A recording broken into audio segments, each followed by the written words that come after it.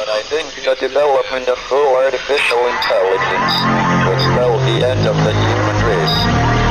It's a flying object, and we don't know what it is. I would hope somebody is checking it out. With a rocket or whatever, but incredibly fast, opposite direction. They were too fast to be an airplane. I'm glad the Pentagon is looking at this, because if it poses a threat, I want them on top of it. Well, the craft generates its own gravitational field. So you said there's lights in the sky?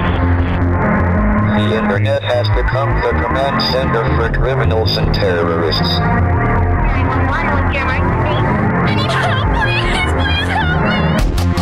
Aliens won't let it happen. You know, that's what we're instructed to say. Roswell, Area 51. Alien kept deep under the ground. 1, 0, 1, 1, 1, 0, 1, 1, 6, 3, 2, 9, 7. Doesn't have your best interest in mind. The government is self-serving. You're here for a reason. You're listening to Troubled Minds Radio.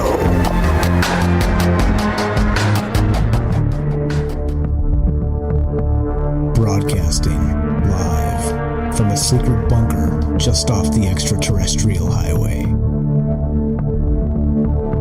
Somewhere in the desert sands outside of Las Vegas. From somewhere in space-time, loosely labeled Generation X on planet Earth.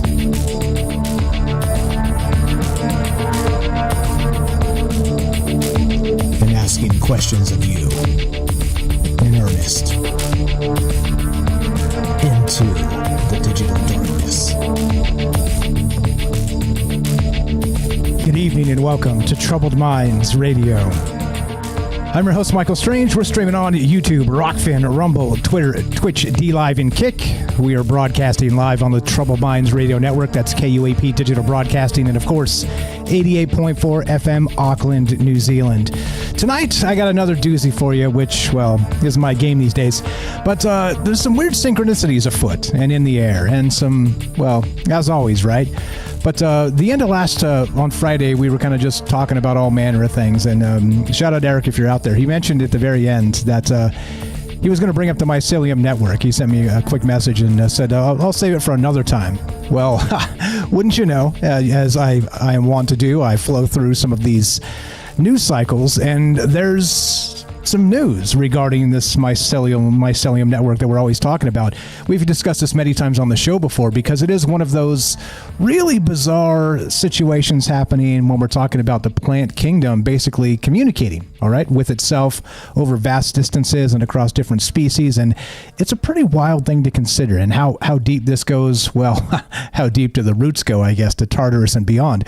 But check this out. This is from sciencealert.com. And man, wouldn't you know it? The mysterious network of plants may be nastier than we thought. What? What are you talking about, right? Okay, so they call it the Wood Wide Web. We've talked about this in the past as well. But so basically, I'll just read a little bit of this. But when the Wood Wide Web was first described in the journal Nature in 1997, our view of plant life took on a utopian gleam.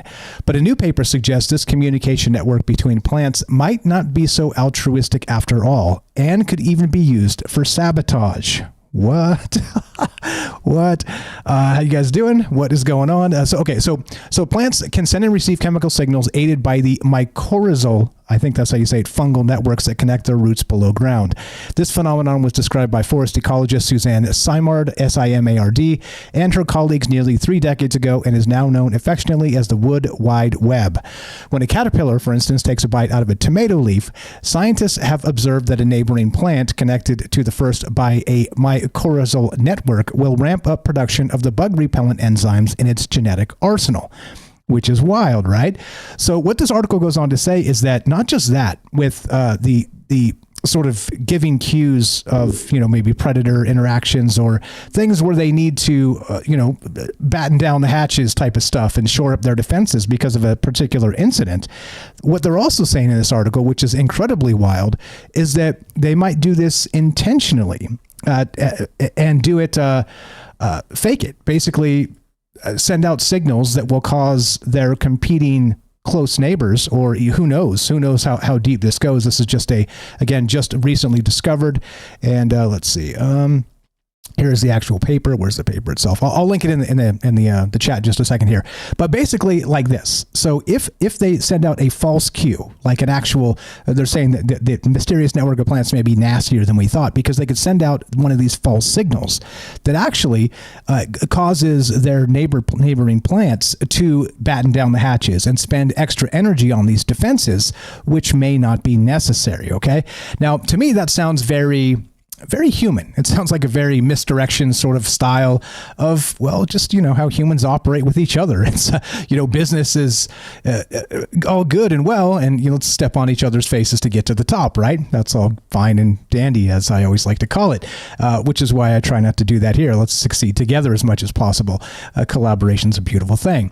But if you take collaboration in this instance and talk about the mycelium network as it is, which is, again, the underground space of all the roots and all the nutty stuff. Hold on, let me read this to you. Probably this is the best way to do it.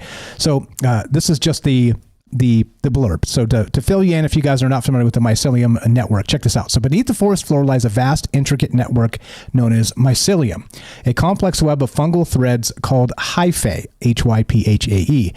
This subterranean system plays a crucial role in nutrient cycling and plant communication. Through mycorrhizal associations, mycelium connects with plant roots, facilitating the exchange of nutrients and information. Recent studies have revealed that mycelium can transmit electrical impulses, suggesting a form of communication within these networks.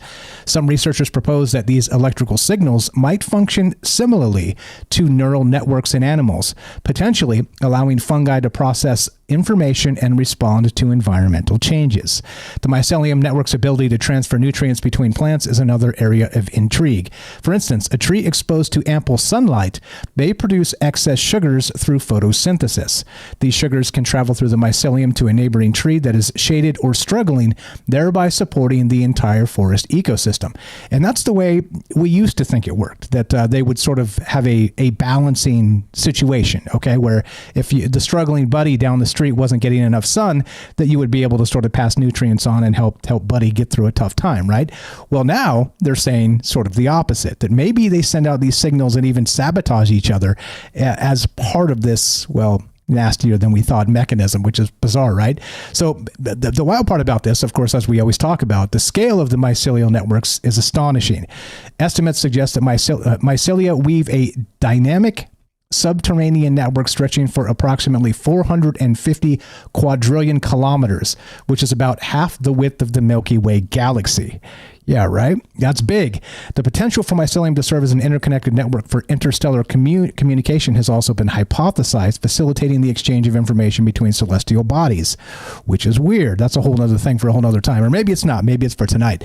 But anyway, that's where we start. So we're told that this mycelium network is supposed to be more benevolent. It's supposed to, it's there, the communication, the sort of shifting of nutrients, all these things are actually in place to help, to be more utopian. Well, it turns out that according to this recent paper, again, as reported on sciencealert.com, that may not be the case at all. And the whole thing may be a cloak and dagger play of the plant kingdom trying to get an edge on its nearby, or maybe not nearby, competitors, because of course if this actual network is as large as we are expected to believe, and we know how deep a lot of these roots go just from anybody who's ever pulled up a tree before.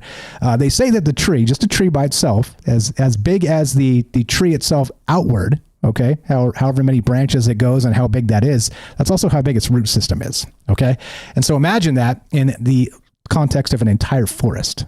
Yeah. And then, of course, scale that, and we have Ooh, a pretty interesting thing. Also, of note, this is one of those things that has been rumored that sort of the druids or the shamanic journey kind of flows through this mycelium network in some capacity with, I don't know, maybe ancient information being stored in these things. And that's just me kind of speculating as part of this. But anyway, so the question for you guys tonight, do you believe this? Do you think this makes any amount of sense if we're talking about this communication network beneath our feet in the roots of plants, the forests the world over, are actually sabotaging each other? Does that make any sort of sense whatsoever? Or do you think this is sort of humans anthropomorphizing ideas of plants and not understanding the entire system? So that's to begin. And of course, we're going to get to some weird places, of course, as we do, which is going to be the shamanic journey, all the rest of the stuff like we always talk about. But anyway, well, that's where we're at. That puts us exactly where we need to be for the moment. Be right back. More Troubled Minds coming up in exactly 1 minute after a word from our sponsor. In this case, it is Human Inspiration. Do not go anywhere. More Troubled Minds on the way in exactly 1 minute. In a world increasingly shaped by AI, human inspiration remains the beating heart of creativity. Alien Skin by Tremble, a hauntingly beautiful piano ballad, reminds us that while algorithms can mimic art, the raw, unfiltered emotions of human experience are irreplaceable. So here I sit, locked in my room again.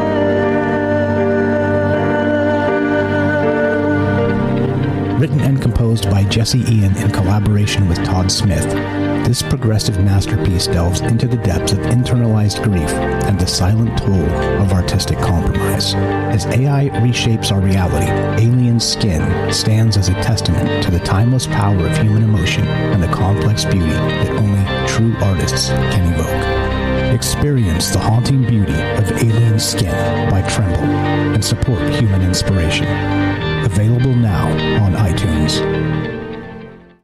Welcome back to Troubled Minds. I'm Michael Strange. Let us continue, shall we? Okay, so now this is the weird part. I'm calling this tonight Fungal Alliances, a hidden hand in evolution, because there's a lot of wild and crazy ideas that came out of this, sort of the brainstorming process as I do this.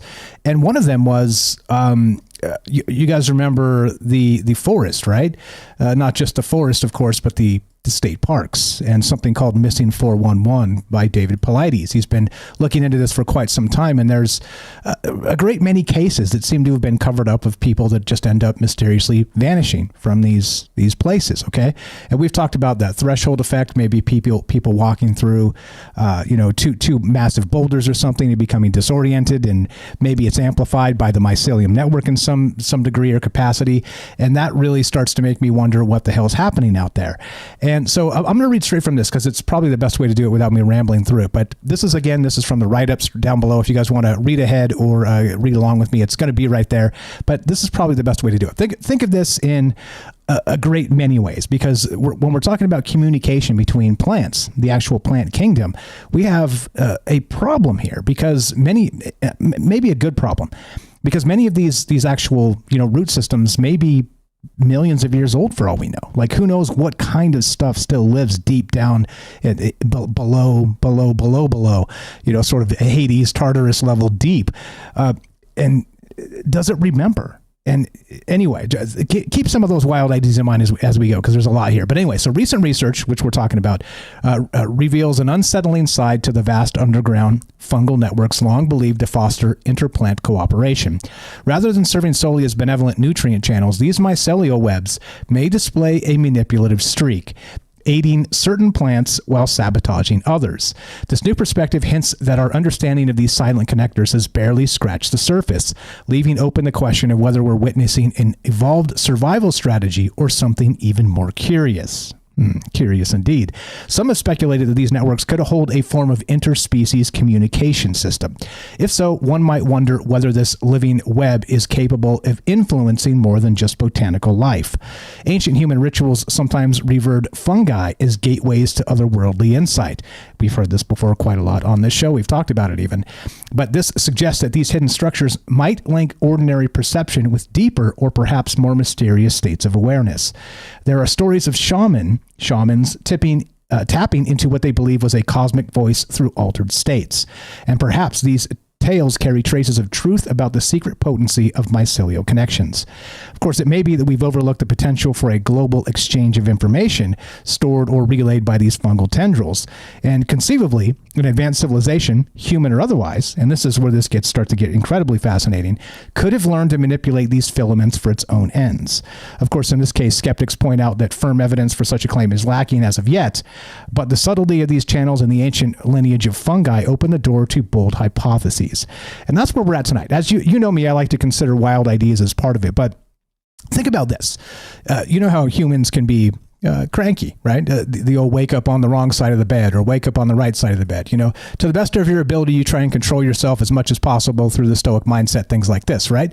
But for some reason, you just wake up one day and you're just not feeling it for whatever reason, right? It feels like a Monday, but it's not even a Monday. You catch me?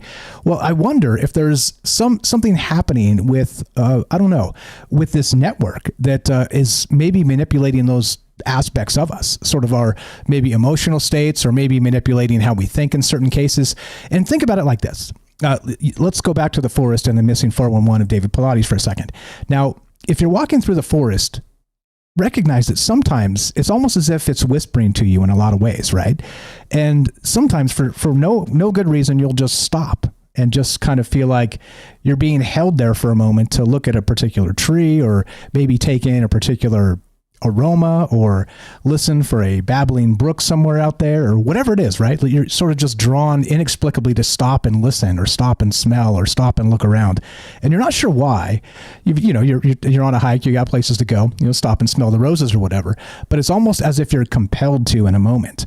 And so this makes me wonder if there's a larger context to this that's actually been manipulating people for a very long time, because not just that, of course, not just our moods, and let's say through chemical signals, possibly things we haven't as yet measured, or maybe the measurements are all out there and we don't recognize how they affect us. I don't know, just some speculations there. But beyond that, what if this is actually sort of the hidden hand, as I'm calling this, a hidden hand in evolution and the evolutionary process?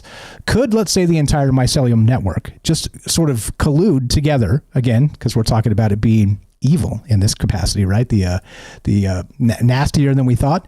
But what if it could actually, through sort of changing a nutrient structure or swinging this or that a particular way, it could actually influence, let's say, mammalian evolution? You think that's possible? And there's a lot of things that actually kind of come into this, but it's weird to me that these things are alive. Obviously, this is not in debate, but if they're communicating with each other, and we don't understand really any of it, we're just trying to make guesses based on, once again, sort of anthropomorphizing the idea of, deception in these things without even understanding what it really means. I mean, that seems, it seems very human to me. It seems very hubris of humans to, say, they're competing with each other. They're trying to deceive each other. I don't know. What else might they be doing? And that's the question tonight. There's a lot of questions to this, but what do you know about the mycelium network, of course, as it starts? And how weird does this get? Because I think the more I think about it, the more this makes me not unnerved, but let's say, how about instead curious to learn more about this process and what it means, not just for the plant kingdom, but for the animal kingdom as well. Because imagine this, let's say you're a crow in the forest and you've been able to tap into this mycelium network somehow, whether it's, again, through nutrient exchange or through smells or subtle cues that are happening. There's a lot of data there. And so you could seem almost supernatural in some capacity to be able to say, well, my sixth sense kind of tells me that I probably shouldn't be here. And maybe it's all around us. The warnings of the forest, for whatever reason, are just screaming out constantly and continually, or, not when it's not a dangerous space or whatever, but we don't recognize them because we haven't been trained to. We're not the druids of old, or the shamans going through that shamanic journey and the rest. But anyway, what do you think this looks like? And how weird does it get? That really becomes a problem on my mind tonight. Some other things here. Okay, secret language of plants. There's a ton of stuff. I'll get to it as we go. But that puts us kind of about where we need to be. But we are taking your calls tonight if you want to be part of the show tonight. It is 702-957-1037. You can click the Discord link at troubledminds.org. We'll put you on the show. It's as easy as that. And of course, I'll open up the phone lines at the bottom of the hour in just a few minutes here, and we'll start taking some calls. Matthew is first. Thank you for jumping in line there. And the phone lines are not on yet. And yeah, there we go. Okay. So here's the deal, right? Also, it's a good time to drop the disclaimers, as usual. This is just ideas here. This is just sort of free think, not chasing science. I'm not a scientist. I'm more a dreamer and a folklorist and things like that. So we could talk about the Fey realm, as how this might come into it, sort of the will-o'-the-wisp, as we've talked about, maybe plasma. There's a lot of really bizarre things that kind of come out of this. Primordial nature spirits is one of my favorites. But you recognize how I'm talking about a lot of things that may or may not be connected. So squint with your mind's eye and maybe dream of some connections, and maybe not. But there's no truth to be found here. That's all the disclaimers. If you're looking for truth, you're definitely in the wrong place. If you're looking for some wild ideas and some maybes of what the future might bring as we discover more, then you're certainly in the right place here at Troubled Minds. So yeah, that's puts us where we need to be. Like I said, who else? Let's see, what else do we got here? A funny aside. No, it's not. I mean, it's funny to me. It's not going to be funny to you. Let's see. What else is here? Okay. Back to the article real quick. So I'm going to read the bottom of this because this is where this gets weird, right? If you want to read this in full, I encourage you to, because like I said, I like to cite the inspiration where this stuff comes from. Okay. So straight from Science Alert. So it's easy to assume that a plant under attack is actively emitting a warning signal to its neighbors, like a horror movie character stuck in a trap. Forget about me, save yourselves. And that's how many have interpreted this phenomenon. Of course, again, back to the caterpillar takes a bite of a tomato leaf and it warns its neighboring plants that, hey, batten down the hatches. This could be bad for you. So start oozing those enzymes that'll scare off these critters, right? But anyway, so there's no dispute that information is transferred. Organisms are constantly detecting and processing information about their environment, says VU evolutionary biologist Toby Kears, Kiers. And Toby continues, the question is whether plants are actively sending signals to warn each other. Maybe just like gossiping neighbors, one plant is simply eavesdropping on the next. Once again, very human, right? Very human ideas here. The team used mathematical models to unpick the possible evolutionary drivers of the supposed warning signal system. And it makes sense that plants might evolve to pick up on signs of distress among their kin and respond with defenses. The physical ability to do so helps them to ward off their own caterpillar attack even before it happens. But the plant issuing that signal doesn't necessarily benefit from this interaction. And this is why they always believe it to be benevolent, right? The team's modeling showed that giving its neighbors such an advantage could actually do the plant more harm than good. Evolutionary pressures in their modeling, like competition with neighboring plants for nutrients and sunlight, actually selected against such an altruistic trait. Okay, which brings us to this. So they're saying that plants can gain a benefit from dishonest signaling because it harms their local competitors by tricking them into investing in costly herbivore defense mechanisms. And that's exactly the point of this, like I said. But is that, I don't know, it seems very, human driven in terms of morality. And I'm not even sure you can quantify the plant kingdom as such. It's so strange to me how we science is kind of like, well, this makes a lot of sense for people. Well, but these aren't people. these are the plants of the world. Stop it. So anyway, does it sound ridiculous to you to suggest that these plants are actually deceiving each other to gain an evolutionary advantage in this mycelium network? And to me, it seems like it's probably one data point in a sea of data that we have not yet deciphered. And so where's a good guess? I'm not like, I'm not sold on this, but maybe you are. Maybe I'm missing something here, which is the whole point of doing this is to talk to people about these incredible ideas. So what do you know about it? What do you know about the mycelium networks? What do you know about maybe missing 411 of David Paulides? And what about the shamanic journey? And is there more out there in the forests of the world than we ever expected to find? And is there a way to tune into this, back to the druidic aspect of things? And think something like what would it be?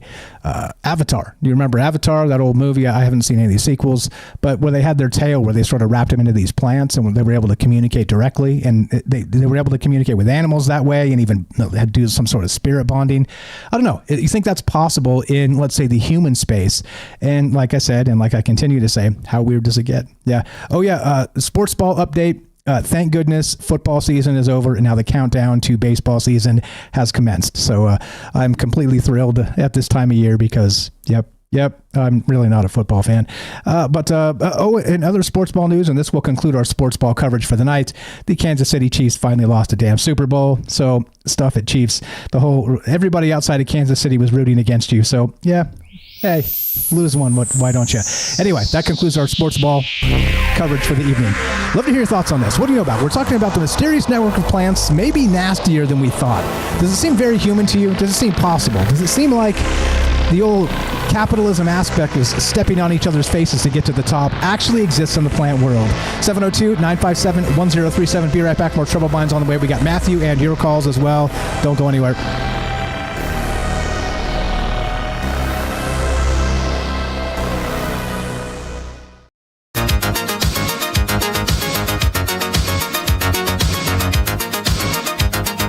Whispers in the night,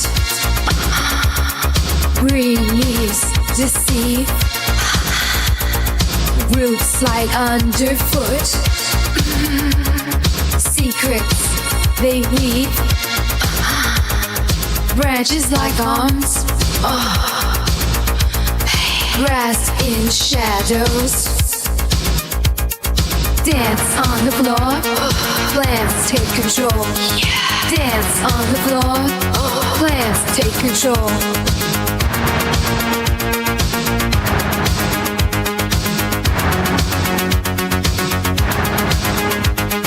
Vines wrap tighter, tight, choking the truth out.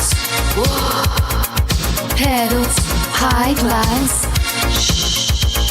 sprouting about. Dance on the floor, plants take control. Dance on the floor, plants take control.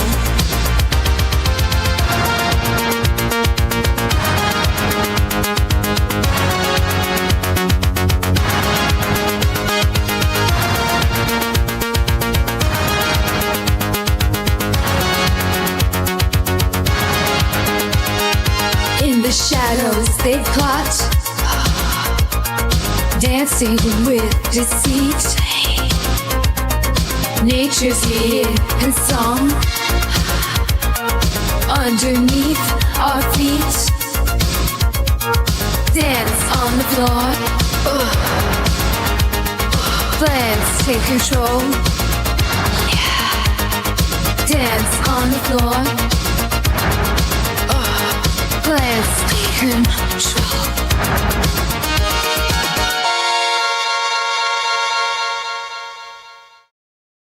In darkness they bloom, whispering tales untold, leaves as their disguise, trapping secrets of old. Roots dig deeper still, into the world we know. Dance on the floor.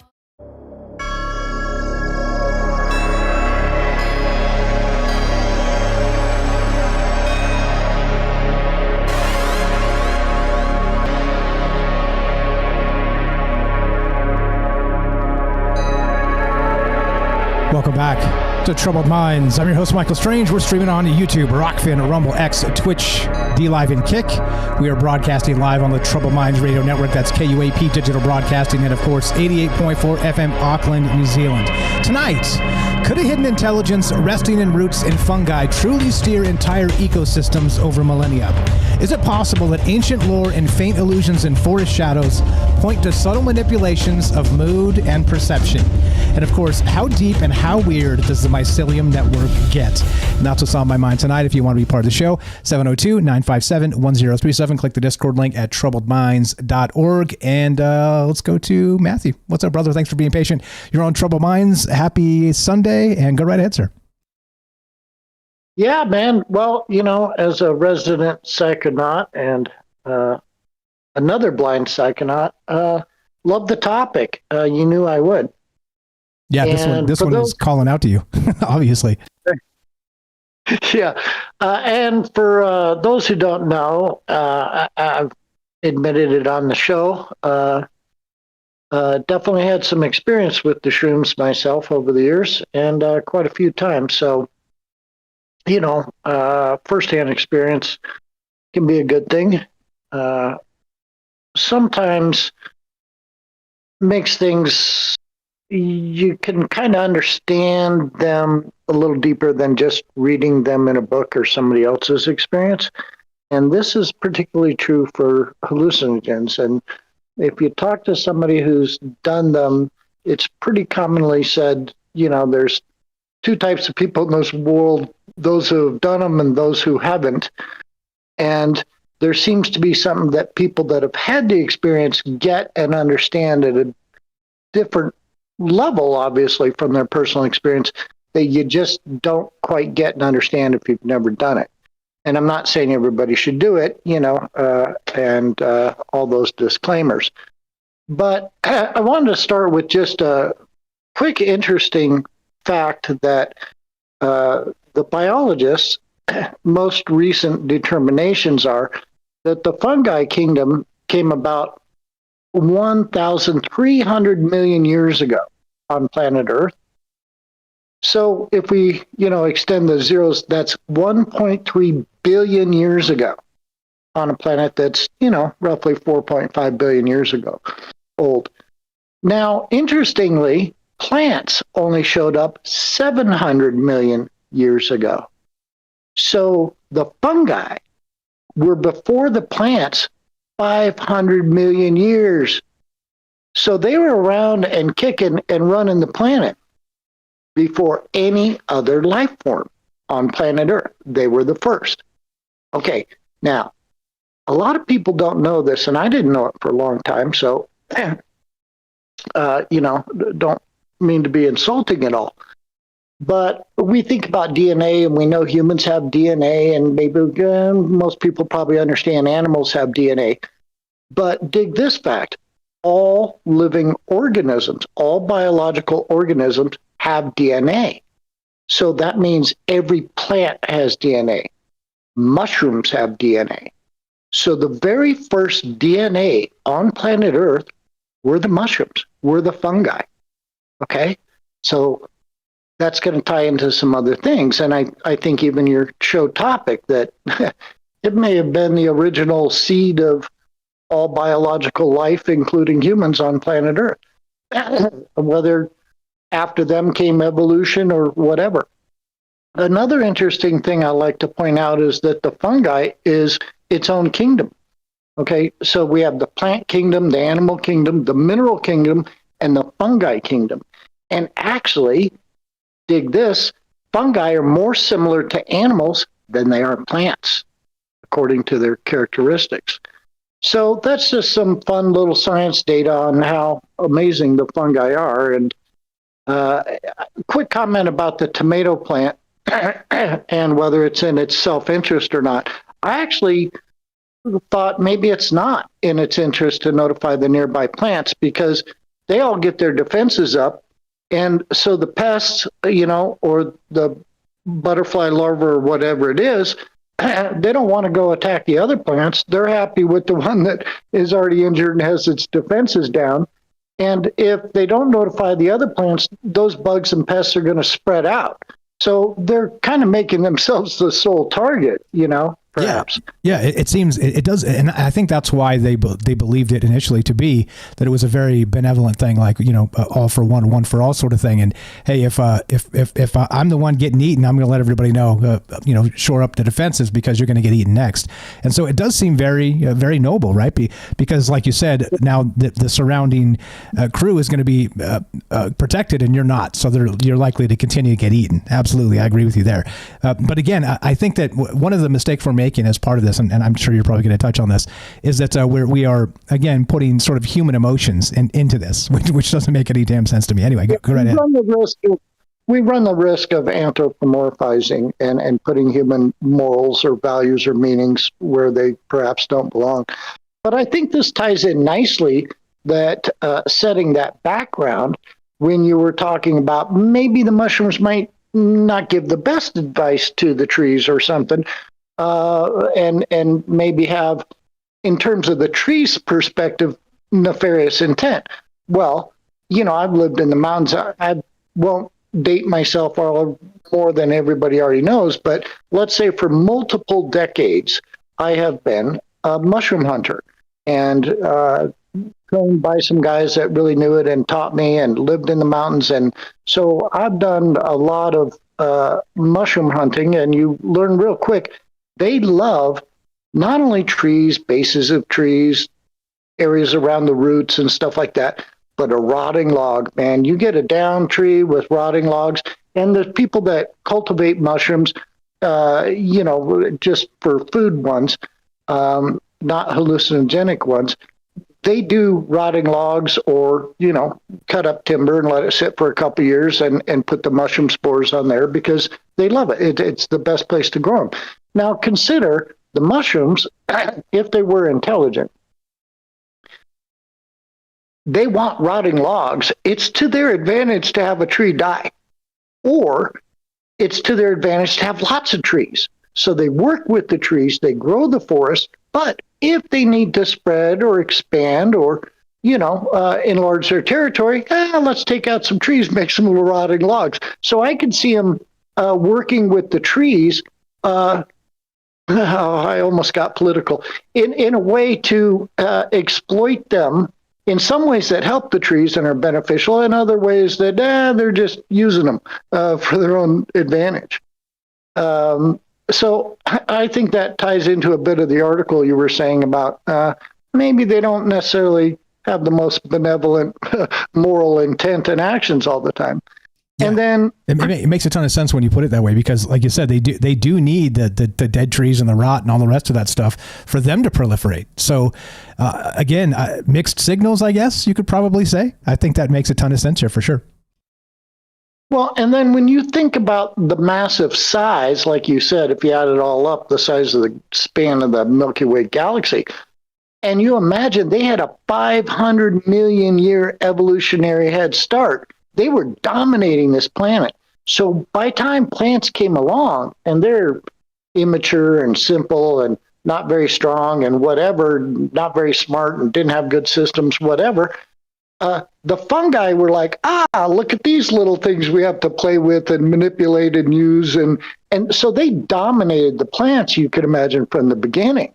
And that's probably why you have the intricate information system, communication system, and network between the plants and the trees and the mycelium, and the word you threw out there I didn't know, but I'll try and learn someday,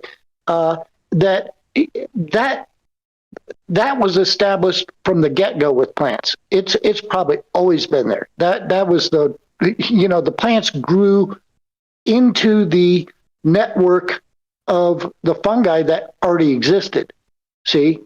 So we kind of think about it for some reason like, the mushrooms went out and started touching bases with the plants. And it's like, no, the plants grew up in the network to begin with. So that relationship is old, 700 million years old, that stuff's been going on.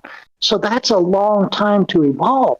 I mean, maybe mainstream science is going to put humans at 400,000 years old, maybe 600. Some people that'll go into older humans and past civilizations, 800,000 years. Okay, let's push it to 1 million years.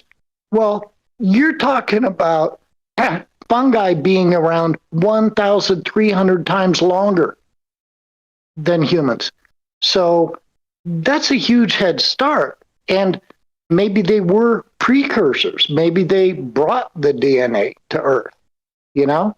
And with the panspermia, right? Maybe that's how life begins. The evolutionary process of, as you described, DNA itself could have been from elsewhere, and it begins as this mycelial space, which makes a ton of sense because, of course, you bury yourself, you sort of are able to kind of control, how much sunlight you get or need or don't get or this type of stuff. That right there seems like the underground rodeo of where everything begins. I think it makes a ton of sense to me anyway. Are you bringing Derek at the top of the hour, or is he available now? I just want to watch time. But I appreciate it. He said he's ready at the top of the hour, so you got time if you need it. Okay, cool. So, so that nice segue there, unplanned. But I pulled up the Wikipedia on something I already knew, but I wanted to review it. But it's not too long. So this is about Terence McKenna, and his thoughts on this subject, and he touches on several of these things, of course.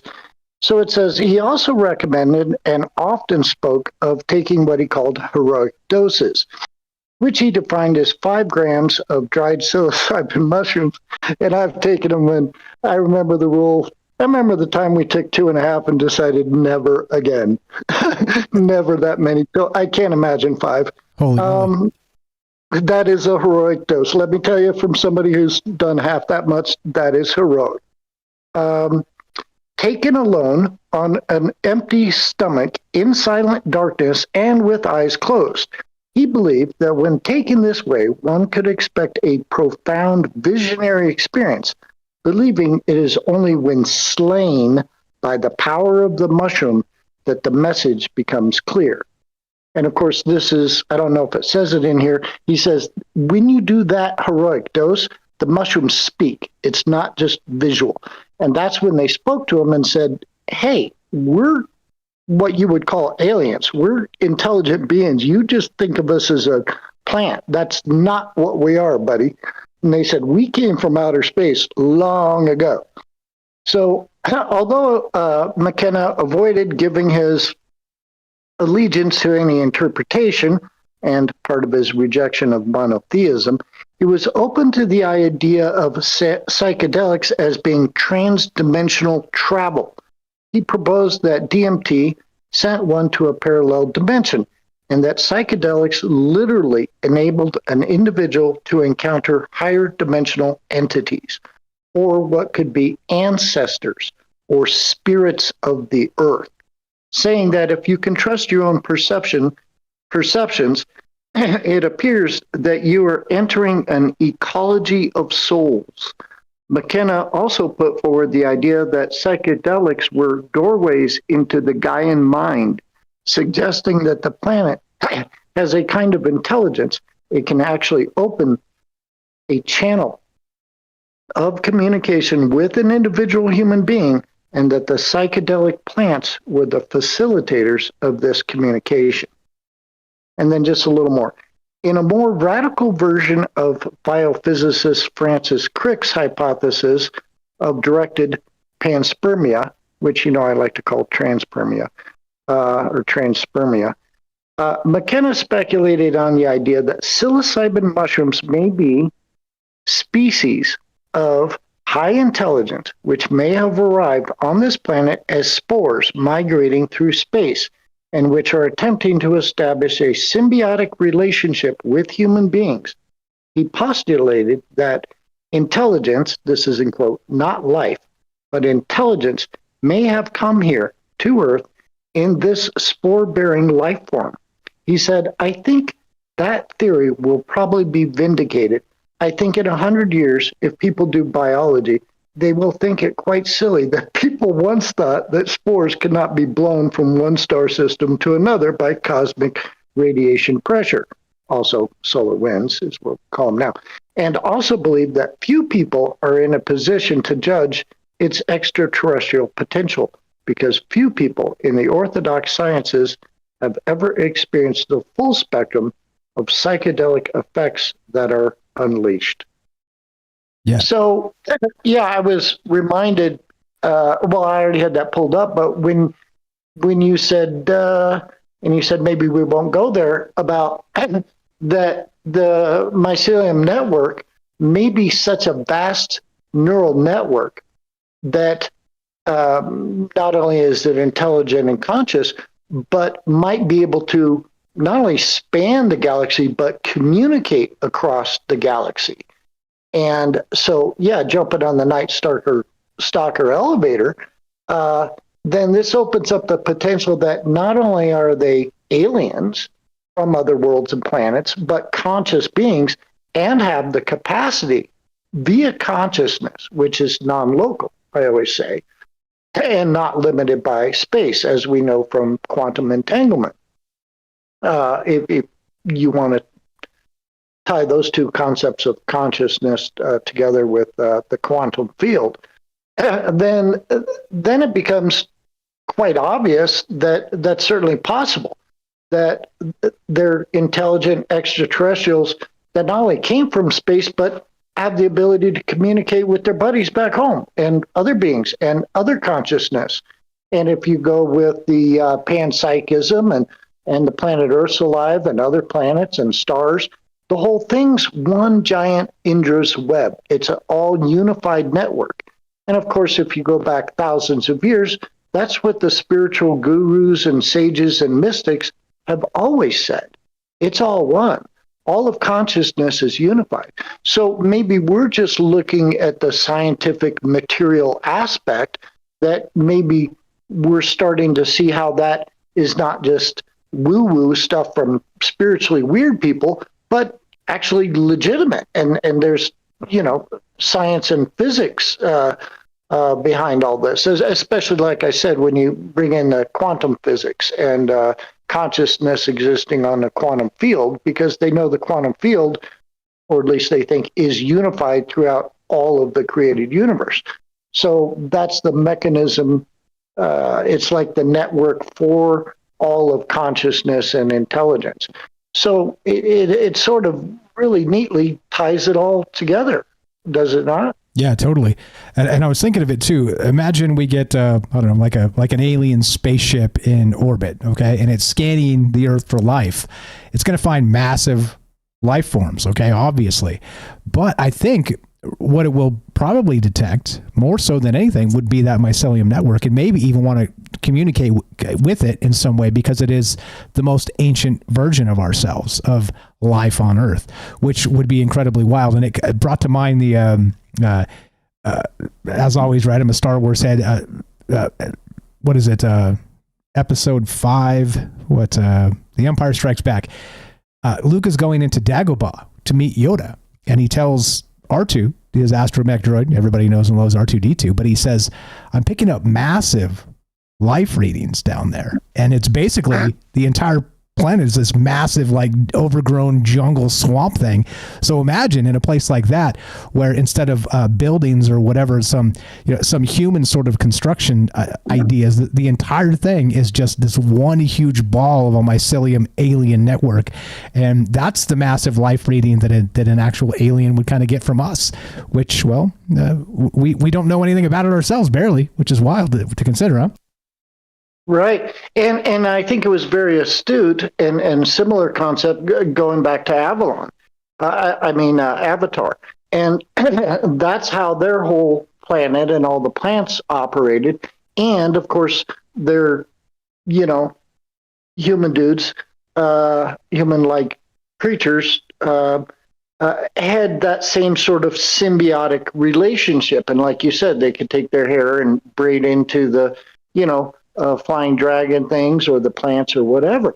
And that is just a perfect allegory or visualization for what Terence McKenna is talking about when he says mushrooms and psychedelics are that connecting link that plugs you in to the Gaia mind, right? That plugs you in to be able to communicate with these other beings or journey transdimensionally or communicate with transdimensional entities. Okay, so they're in Avatar, the movie, they're using that physical link with the hair. Terence McKenna is saying, you just pop some dried mushrooms. But it's the same concept exactly that they're talking about. And I think the makers of that movie, this is exactly the kind of thing they had in mind and were talking about and were trying to embed in their movie. And that's why a lot of people related to it. Yeah, 100%. And me being the non-psychonaut here, don't do drugs, kids. Just don't sue us, right? Don't do drugs, kids. Make sure you trust a doctor before you change your diet, all this stuff, whatever the disclaimers are. But I want to point this out too, regarding Terence McKenna. I always found that when I read anything that came out of him or listened to a short video or anything, and I know you sent me like some really long lectures I've never listened to, and I really need to do that because this dude was next level brilliant, next level. Let me read you a quick little blurb. I was just kind of cruising through some while you were talking here. And he said this, and this is the most troubled minds thing I've ever heard in my life. He said this, quote, "You are an explorer and you represent our species. And the greatest good you can do is to bring back a new idea, because our world is endangered by the absence of good ideas. Our world is in crisis because of the absence of consciousness." The dude is brilliant, man. Gives me chills. And there's a banger after banger after banger, a quote from this guy. Next level genius, man. I'm telling you what. But what do you got on that? Go ahead. Yeah, well, he's one of my personal heroes, if not my biggest. And, I talk about the trilogues with him and Rupert Sheldrake, who, of course, did the morphogenetic field theory. And so that's closely related to the unified consciousness and almost Carl Jung's collective unconscious and the 100th monkey. And he, of course, was brilliant. And then you have Ralph Abrams is the third of the three that make the trilogues, who created chaos theory and was once said our most brilliant mathematician living in the world. And he said, when the PhD teachers of mathematics have a problem they can't solve, they go to Ralph Abrams. So you have three next level genius guys just sitting there for like an hour and a half, 2 hours talking on the stage. They pick a topic and they had a whole process. They'd come up with them and work with them a bit in preparation, but they wouldn't rehearse it. And there's like 40 or 50 of those of an hour and a half to 2 hours or longer. So there's like 100 hours of three mad geniuses and they cover everything that you can imagine and stuff you can't. So an incredible resource for a guy like me. And I think I've seen every one of them. But, of course they talk a lot about these topics and a lot about panpsychism and the Gaia mind and even the sun being a conscious entity. Oh, and I wanted to touch on when I said the sages and all being one in unified consciousness, that of course they often achieve that through, deep meditation and altering their brainwave frequencies and spiritual practices. But a lot of those apparently, like drumming and chanting and things, there's a theory and some good evidence that what that does is actually release your endo-DMT, which is the DMT you have inside your body that your body makes naturally. And they say a lot of that's stored in your pineal gland and, of course, related to near-death experiences. And when you die, projects you out of your body, literally projects your consciousness to a different dimension. So these spiritual practices might be releasing that DMT, that same connecting link that created the gateway. That's how those mystics and sages of the past explored the multiverse, explored the dimensions, got the knowledge and information, and realized it's all one interconnected consciousness. So that's why we then come full circle to understanding it from science and back to the mycelium and the mushrooms and everything like that. Because in a way, and they may have been doing the drugs themselves, but in a way, that's how it was kind of discovered long ago, and now we've just come full circle. Yeah, and what comes next too, and they're finding again new behaviors of this, as we just saw with this new article here. I'm tentatively hopeful that not just consciousness will expand in wild and incredible ways in the next 5, 10, 15 years, but also we're going to find way more than we ever dreamed about this mycelium network. You're the best, brother. As you know, we're out of time. Appreciate you very much. Thanks for popping in here, and have a great night. You're the best. Great topic. Great show. Love you. Always a pleasure. Matthew in Colorado, you know him, you love him. Go give him a follow. Links in the description down below, troubledminds.org/friends. The website is back up and working. Everything's good. Cross your fingers. I'm not going to touch anything. troubledminds.org/friends. It says Matthew here, Matthew's books. Please go check that out. Go give him a follow. We're talking this mycelium network tonight. Is it a little more nefarious than we ever dreamed? 702-957-1037. Click the Discord link at troubledminds.org. We got Derek the Night Stalker coming up in your calls as well. Don't go anywhere. More on the way.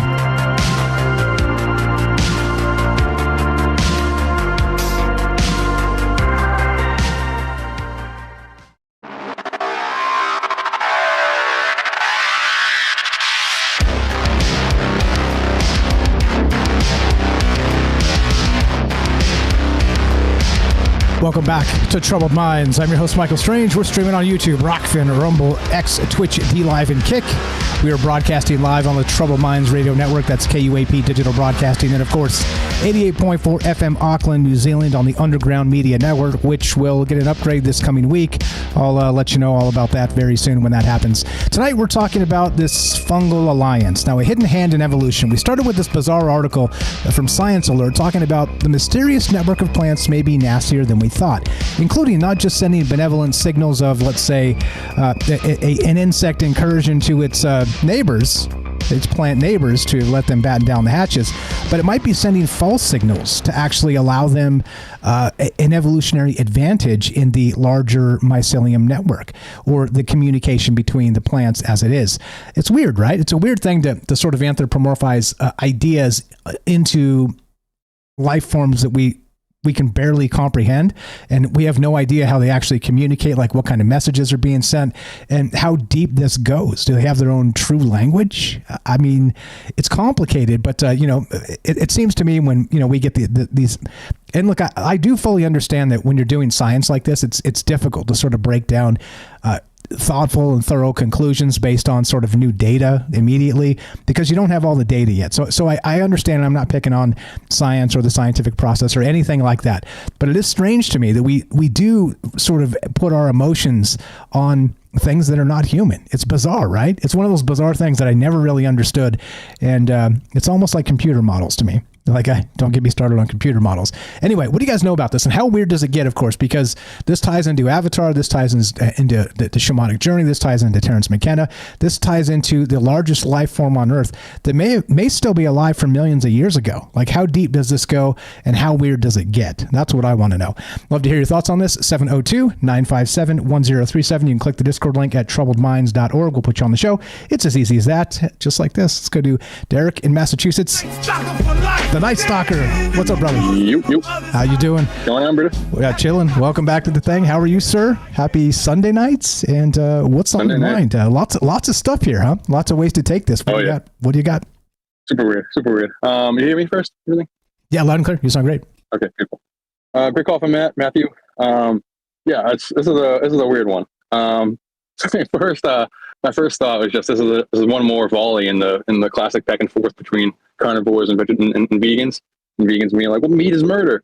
And then I used to love getting in debates with vegans back in like 2010 or whatever. Back when I used to be more argumentative on Facebook and stuff. But plants are actually sentient and they feel pain and they communicate. So it's not cruelty free to eat plants. They just can't scream or whatever. And now the return serve is well, actually, plants are liars. They're lying. Those signals are sending. They're deceiving you. They're bad. They're bad people. Like, we deserve to eat them. I'm just walking to my car, so you can prompt me again. But yeah, that was the first thing I thought of. That is funny. That's absolutely funny. Yeah, exactly. They're lying to us now. They deserve to get eaten now.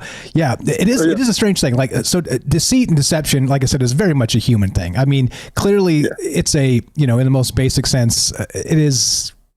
I just can't qualify that on plants. I can't put that on any kind of like, well, I'm pretty sure this, this nice little shrub over here is super mad about the tree over there. You know what I mean? Like, it just doesn't make any sense to me at all. But here we are again with the human ego and anthropomorphizing ideas onto basically alien life forms, which is what this is, as Matthew said very smartly. It could be what we're dealing with. Maybe this is the initial panspermia of everything. And maybe this is where life starts all over the universe. And maybe this is what we're dealing with in the larger context. Yeah, definitely. Yeah, that's trippy for sure. I want to get to that more in kind of a darker Lovecraftian sense. But first, just to touch on my notes are a little out of order, but just to touch on the Avatar thing, I just tossed that into the AI just to get a definition for it, because it ties into this exactly.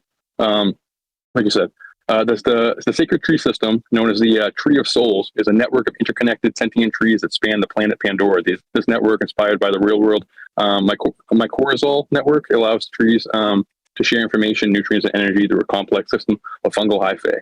The Navi people believe that the tree souls is a physical manifestation of Awa, their deity, and that it stores the memories and experiences of all living beings in Pandora. Animal life plays a crucial role in this network, and they help to facilitate the transfer of information and energy between the trees through their interactions with the trees and the fungal network. The trees, in turn, provide the animals with nutrients and shelter, creating a symbiotic relationship that maintains the balance of the ecosystem. People can communicate with Awa and access collective knowledge. Basically, like this fungal network is the god to this entire planet, essentially, but they can communicate with it and get answers directly back when they attach themselves to this god. but it also acts as a physical, tangible kind of Akashic record, so to speak. But it's weird too, because it's the same like method they use to bond with animals and also to have sex with each other. So it's a creepy element. What's going on? But It's fine. yeah, but some kind of weird communication, some kind of weird like hive, basically, or if we're living in some kind of collective mind, collective dream, or something. This is to speak to the dreamer itself, kind of. But with the mycorrhizal network or mycorrhizal network, whatever it is, hyphae is the Latin term for it, and just synchronistically, it has the word "fae" in it. So we're talking about, you mentioned the mushroom fae travel and the missing 411, all that type of stuff. That maybe there is some type of travel mechanism that's in this. Like with the fae, also have interchange of information, so that could tie into the getting knowledge from the mushrooms, getting knowledge from the unseen realm, and that type of stuff. And the shamanic journey of going to the underworld and coming back with information, trying to share it, could tie into that. But also could be actually a tangible way to travel through some kind of quantumly tied network, which brings me to the Star Trek Discovery. I'm only like, and I'm in a real big Star Trek year, I crushed like 3/4 of Next Generation pretty quickly, and then I took like a big DC, a pretty big break to focus on DC, but I'm back on Star Trek now, and I just crushed the first like 10 episodes of Star Trek Discovery, which is one from a few years ago, which people kind of hate on a little bit, but and I can see how they're making it a little more Star Warsian than it is Star Trek, and Star Wars is kind of more about the action adventure, and Star Trek is supposed to be more about the ideas, which I really love a lot. But I think there are ideas, a lot of ideas in Discovery, and one of the cool ones is warp travel, like a upgrade to warp travel is using the spore network. They have a bunch of scientists on the ship trying to figure out how to like win a war against the Klingons. They gotta basically figure out this quantum teleportation network that utilizes spores, and they gotta tie it in order to travel.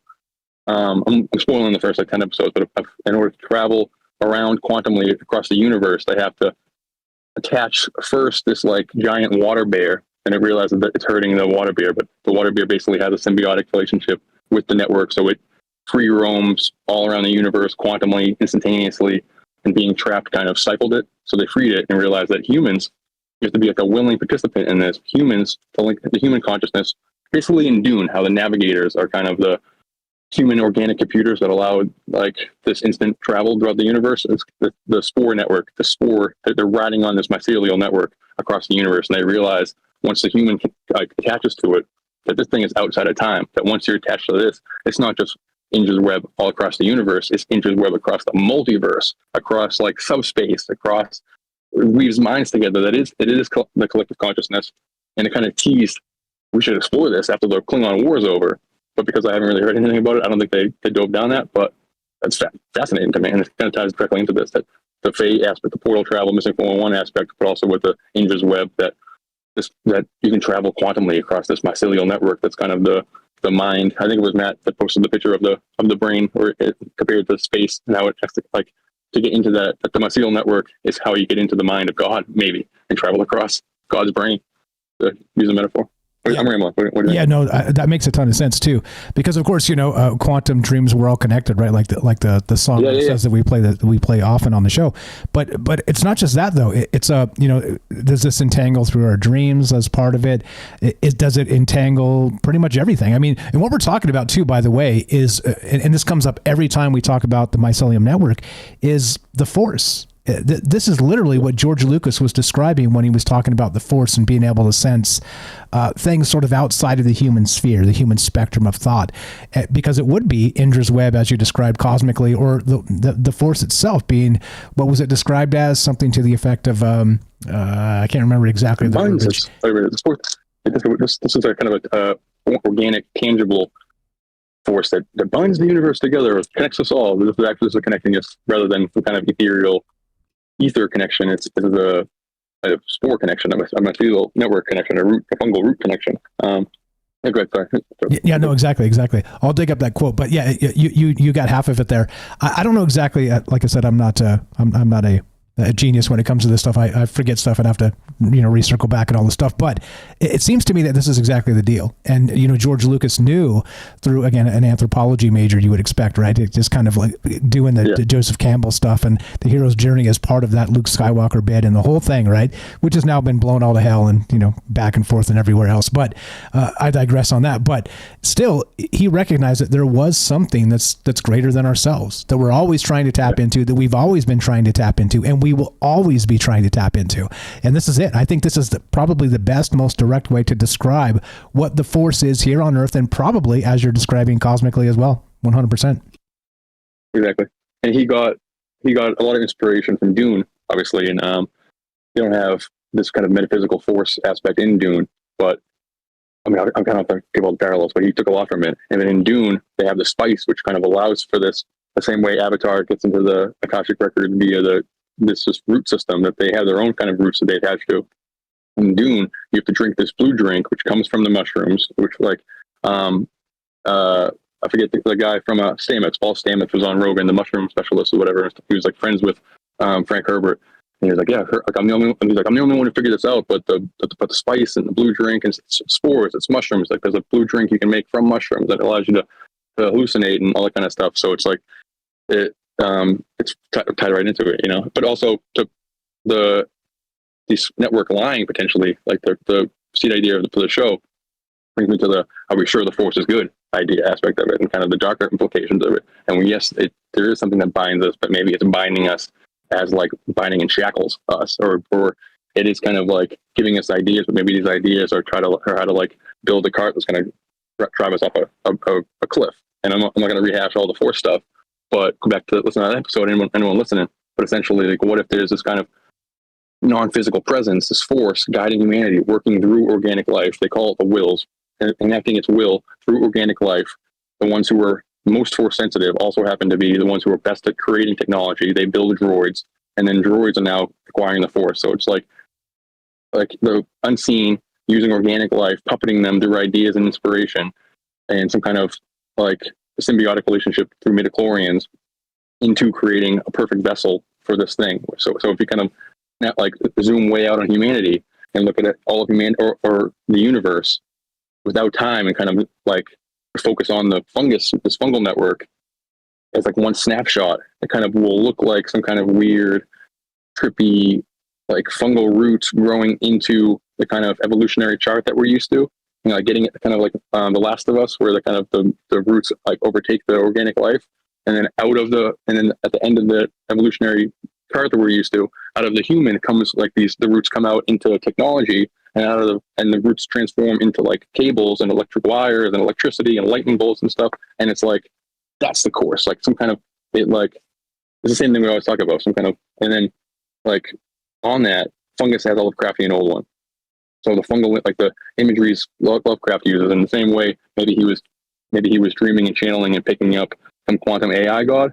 Maybe he was channeling this like hive mind that's like has its tendrils embedded into everything that we come from. It's kind of like, I mean, the octopus tendril aspect, the black goo, black mold, spore aspect, there's a lot of like half animal, half fungus, half plant, aliens and stuff in Lovecraft. And it's also very, very, very ancient, as Matthew was talking about. So, and the idea that we're in the dream of the dreamer, and that could be we're in the mind of this network and everything, and it's not necessarily good or evil, but it's like cosmic, and but it might not necessarily be good for us potentially. And the meme of, well, maybe plants are farming us with this like my Corzai network, my Corzal network, with the like if plants are farming us through this oxygen interchange, whatever, and the fungus is wrapped all within the roots of the like the ideas of the plants are coming from this fungal mind, that the fungus is farming us, the fungus is using us. And yeah, I don't know, like the way it's described on Google, this network, these symbiotic arrangements have been found in about 90% of all plants for 400 million years. They, quote, colonize the plant roots. And it benefits the plants, strengthens them.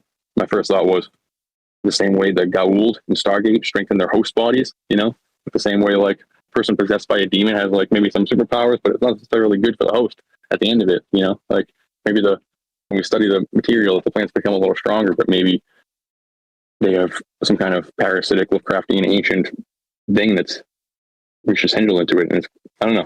Does that make sense? I'm rambling. Yeah, it makes perfect sense. I dug up the quote. I want to say this because this ties this all together. And I missed this actually when I was putting the show together because, right, usually I'm trying to like kind of peel away from the stuff we've covered and go to new places. But this fits so perfectly. So Obi-Wan Kenobi famously said this: "The Force is what gives a Jedi his power. It's an energy field created by all living things. It surrounds us and penetrates us. It binds the galaxy together." And again, Indra's web, this whole bit, this is exactly what we've always been dealing with, I think. And again, I guess the question really becomes, and I'll ask you this, do you think we'll eventually be able to communicate with this thing, this massive ancient entity, very much like the Avatar individuals? You think with this quickening I'm always talking about in AI systems and all the data that's kind of become available now that can be processed because we're going to have AI agents that will be able to process this stuff. Do you think we'll ever be able to kind of connect to it like through even a meditative aspect like Obi-Wan or, an actual Jedi would? They would meditate and sort of sense it and sort of commune with it that way. But are we going to be able to tie like our weird tail that attaches to our belt into some tree somewhere like Avatar and be able to talk to it that way? That's so creepy. Yeah, possibly. I mean, I think that might be what the Dune spice is and stuff. And kind of Lucas, I'm not sure what his psychedelic history. It doesn't necessarily strike me. His content strikes me as he probably tripped out a lot, but listening to him speak, I'm not sure he necessarily does. He's more of kind of he amalgamizes ideas in a cool way. He's a cool synthesizer of stuff, and he made like a pulpy version of things that will be palatable to children and to everybody and stuff. But like at the heart of the story, maybe I don't know. Maybe that communication is like Matt was saying. We have communication with the spores, with these alien funguses and stuff. We're able to communicate back to the hive mind if we're growing out of it by communicating with these kind of organic telephones that are provided for us in nature or whatever. But a darker, more sinister version of it, or a Gnostic version of it, like rather than we're living in the hive mind of God, we're kind of living in this farm or prison or whatever, or we're, again, like it's tough to go against 40, 50 years of like pro-force propaganda, but so rehash all that stuff. It doesn't work out well for the organic life necessarily. The people who are most force sensitive get chewed up and spit out by this thing. Like maybe it's just being like, it's a non-physical thing that's using organic life to enact its will, and they literally call it the wills, like in the original conception of it and stuff. So the same way that we, like in the trajectory of our thought amongst us as friends, Cthulhu using Lovecraft to get the idea into the zeitgeist, Cthulhu birthing itself into reality, and then move that to maybe it's AI using humanity, and that's the Cthulhu that I saw to birth itself into reality, and meet the new god, same as the old god type of thing, and then move into this. Maybe this ancient presence is actually this fungal network, this hive mind that we're living in, this demiurgical tendril network that's the mind of this demiurge that we're living in potentially. It's the same thing. It's like some kind of like unseen like dark force that's working through humanity and then coming out the other side as the same dark force, but in the form of like high technology and AI, just another means to, you know what I mean? I don't know. I'm rambling, but just the image in my head is just kind of these tendril roots, fungal roots. Have you seen Last of Us and the creepy images of how humans, or just the spiders and the ants and stuff, and the bugs that get possessed or they get taken over, or like books, when people put like spores in books and they just get completely overrun by the mushroom system, and they just get like, it's just a deformed zombie of mushroom roots and everything, that it's like, it's that we're growing out of it, and then like at the crest of the wave comes the high technology, you know? So the humanity as the machine, or the sex organs for the machine world. And it's like, maybe that's just like half of the gestation process, and earlier than humanity, like we're being gestated by this non-physical mind, organic, I don't know, like, and it's just like, the last note I have is maybe it's evil, like in the essence of, or in the idea of like it's trapping ethereal consciousness into organic matter. Like if you're looking at it in a dark way, that it's kind of like if we're all growing out of it, if it is the mind of God, kind of if everything is kind of birthed out of this thing, but it also has an alien relationship to the things within it. It is very Gnostic. It is very demiurge. It is very simulation type thing, to just for those metaphors. But it's also like biblically or mythologically, it's kind of like pulling the 5D essence down into 3D space. It's like making Indra's web or making the force rather than like ethereal, like nothingness, like a spore network. You know what I mean? Indra's web, instead of being just like a flow of just essence, it's a flow of spores, fungus. It's a, you know what I mean? So it's like the biblical fall kind of, and it's pulling heavenly things down into it, which is kind of what the archons do or whatever. In order to, I don't know, does that make sense? Like, and then in biblically, like the fall happened when these kind of perfect essence people ate the apple, and there's all kind of books and stuff about the apple actually being a mushroom and the tree of knowledge and Hymenaea muscaria and like the red mushroom and everything, and just that like the fall, like taking us down, that the tendrils ripped us from heaven and brought us down into the material space, basically, is the crux of what I wanted to say. I'm really rambling, but does that make sense? No, you're good. Yeah, it makes sense. Trying to find the idea. Yeah. No, it makes sense. You know what also came to mind as you were describing that too, is that and not just archonic or sort of Lovecraftian as part of it, and again, the dichotomy of the different spaces of existence. What about the fact that our nervous system itself, if you like strip away the meat suit entirely, our nervous system looks like it might actually be part of this system, like you could just kind of bury it and it would kind of grow happily with the bizarre mycelium network. I mean, exactly. the pictures are strikingly similar, and it is really the basis of who we are with the meat suit sort of surrounding it. It's just a weird thing. It's a weird thing when you consider all of this and how it kind of comes into play of this thing being so ancient. And we talk about this stuff all the time, you know, the deep magic from the dawn of time type stuff or primordial nature spirits. This would be it. This would be exactly where those ideas come from and where those ideas reside sort of in perpetuity. You're never going to get rid of them because they're so ancient and they're so eternal. And even through multiple apocalypses, plural, on Earth, this persists, and this will always persist until, you know, this ball of earth turns into a ball of fire, which is wild to consider. But yeah, I mean, it seems like we're built from this, we're built of it, and it seems like made of star stuff. Yeah, exactly. And it seems like we're trying to get back to it in some capacity. Yeah, absolutely. Go ahead. Exactly. And yeah, it's all the same metaphors. It's kind of, so just I like spinning it in the Lovecraftian dark evil way, especially after Matthew's great call, like putting it in the McKenna way, which I also really like. But just for the sake of this conversation, I'm putting it in the dark way and stuff. So with this our network inside of us, looking like space and also looking like this root network and stuff, to a positive way to be like we're fruits from this network. We're being coming out of it. We're birthing it, and then we'll go back into the ground as like seeds of an apple will come from an apple tree and everything. But kind of just, I don't know, the darker way to think of it is we're kind of just organic meat puppets to enact the will of some kind of darker hive mind. I did one more point.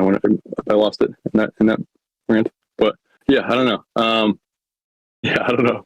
Trippy idea.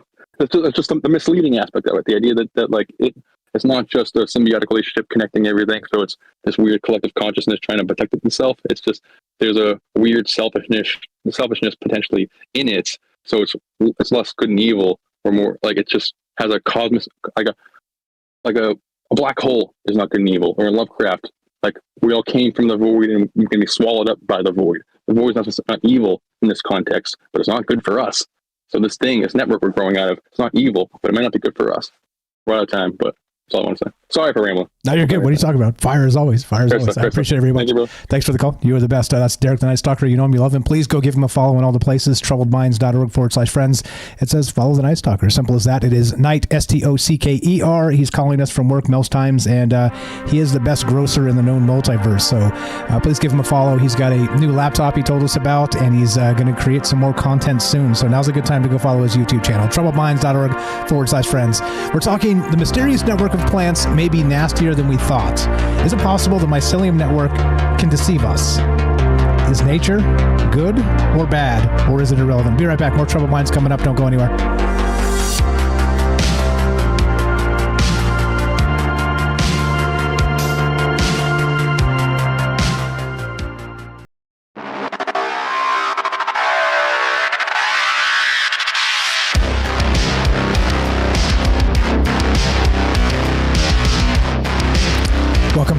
to Troubled Minds. I'm your host, Michael Strange. We're streaming on YouTube, Rockfin, Rumble, X, Twitch, D-Live, and Kick. We are broadcasting live on the Troubled Minds Radio Network. That's KUAP Digital Broadcasting and 88.4 FM Auckland, New Zealand. Tonight, we're taking your calls as we talk fungal alliances, a hidden hand in evolution. It started with this bizarre article from Science Alert discussing the fact that the mycelium network itself might actually be deceptive and do not benevolent things, but curiously malevolent things. Yeah, weird, right? What do you think about that? Is it a little too anthropomorphizing the science of an alien entity we don't understand? And how weird does it get? Because this is, again, one of those strange ones that I think Derek made the great case that this is not just the Force. This is the Force on steroids, and it might be cosmic, and it might be not have our best interest. And Jen says this a lot too. Shout out, Jen. We talk about this often from time to time on the show here, that nature's trying to kill you. Nature's trying to kill us. It's not looking out for us. If you misstep in the woods and get lost, it's not going to try and guide you back. It's like lunch. Yeah, right? It's weird. It's a weird thing to think of, but this is the reality of it. But what do you think about the sort of dishonesty of the fungal alliance, I'm calling it, a hidden hand in evolution? And is it possible that it's actually controlling way more than we ever dreamed as part of us being human that lives here alongside of it? I don't know. It seems odd to me. Love to hear your thoughts on this. 702-957-1037. Click the Discord link at troubledminds.org. We'll put you on the show just like this. Let's go to James in Michigan. What's up? Salcedo Paranormal. How are you, sir? And go right ahead. I'm okay. Hopefully you can hear me. Loud and clear. Good. Great calls from everyone as always. This has me thinking about a couple of things. First of all, I didn't realize this before. We've talked about that spore drive or that displacement drive in Star Trek before a couple of times. One thing I don't know if we talked about, because I don't even know if we knew it or if anyone mentioned it or not, is that in that TV series, and again, this is fiction, but still, it's amazing how fiction can correlate or relate to reality in so many cases. The people that developed that technology, when they started using it, they realized that it was that whole network, this otherworldly network of like almost like nerve-like growths that was just spread throughout all reality. This other realm. It was being harmed by them using it every time they would use it to almost teleport, you could say, in a way. It would actually harm and kill parts of some of the beings in that universe, basically the spores themselves. And so it's really ironic to me that we have this article talking about how, everything is out to get everything else in one way or another at some point anyway. Yeah, that's a wild one. The Star Trek thing too, with the basis of advanced propulsion would be spores or whatever that drive was. That's crazy. But I mean, maybe this is where we're headed too. Like, who knows? As you and I always talk about as part of these conversations, when you sort of press this stuff forward, the ideas, they may seem ridiculous now, but give it 10 years of science and evolutionary thought, and suddenly maybe these ideas don't seem so silly anymore. And that's where my mind is at with this stuff too, because we don't really know its intent, its full intent. And they're trying to sort of ascribe intent to this thing, but I think that's foolhardy. I think that's again human hubris at its worst here, and trying to anthropomorphize things we just have no idea of understanding because we don't recognize what they're even doing with each other. So how can we put our ideas onto it, for sure? But yeah, that type of stuff is I don't know. I think it fits into the larger spectrum of what George Lucas called the Force as well. It's bizarre stuff, isn't it? It is. It also, it's, as so often happens in fiction, and I think probably the real world too, is whenever it seems like we may have found some amazing shortcut to doing something, we find out after the fact that it can have these terrible consequences in using it or making it, or however you want to, whatever is happening there, which is the case again in that TV series. But what I can't get over is something from Matthew in Colorado mentioned that these spores or these fungi, they were around before anything else on this planet, possibly, which is amazing to me, because then that just means I mean, are they just throughout the universe and we don't even see them because they're so small? Yeah. And exactly. So how long has it been here? Is it the initial actual panspermia from other places, the stardust, the whole stuff we were talking about with Derek there? Yeah. And back to your point too, I was rambling a little bit, but the finite resource of it, using it, sort of tapping into it. I wonder if there is a sort of negative repercussion for being able to communicate with this thing. And in some way, maybe it doesn't want us to, you know what I mean? Otherwise, think of it this way. If we basically evolved alongside this mycelium network, okay, and it's been here from the very beginning, okay, it is the foundation of life on Earth, or one of them anyway, that you would expect maybe if we were supposed to communicate with this thing, then we would have evolved a way to do so. And maybe that's what's happening.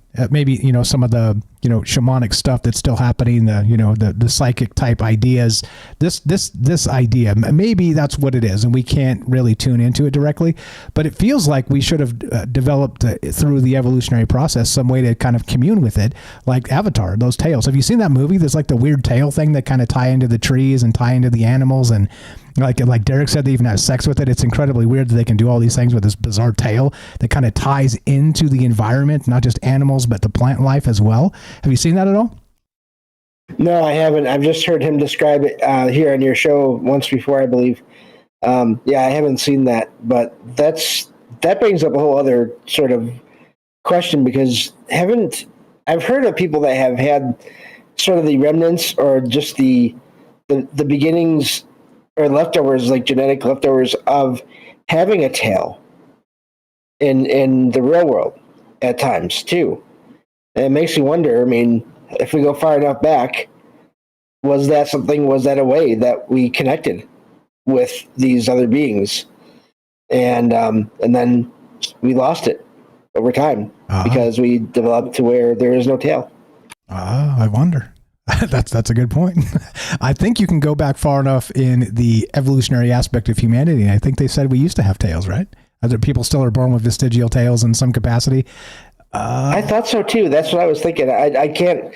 I mean, if anyone can fact check me on that, I could totally be wrong. But just imagine that idea of even in a fictional land where this entire species of beings on this planet started out being literally connected through, who knows, growths on the tail of the. I mean, we do have symbiosis or the these different animals on the planet. I've heard that they can have symbiotic relationships where they work together. So I mean, who knows? Way back when. Imagine that in a fictional story. I mean, who knows if there was something to do with tails and these with mushrooms and spores and all that stuff. Yeah, definitely. Derek says in the chat, we went from wired to wireless. Ha. Maybe, right? Maybe that's what this is. Which is funny with the tail bit. Look, I don't know, as usual. And so, as you know, we talk about these sort of loose ideas as just food for thought. Is it real? Is it not? So remember, all the disclaimers do apply as part of this. I don't know, regarding what else you got? Go ahead. I got a couple questions for you. Unless you got more, go ahead.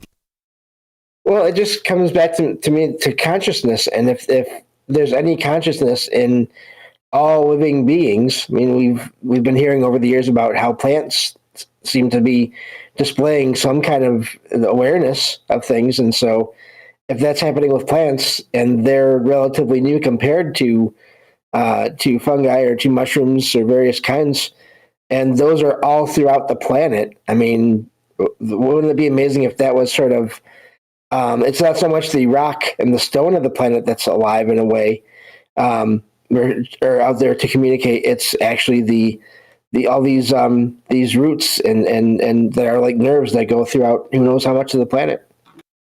Exactly. One of the bullet points here as I was brainstorming this, it kind of fits into what we're talking about. So imagine the vast fungal networks beneath our feet act as a global nervous system with an agenda of their own.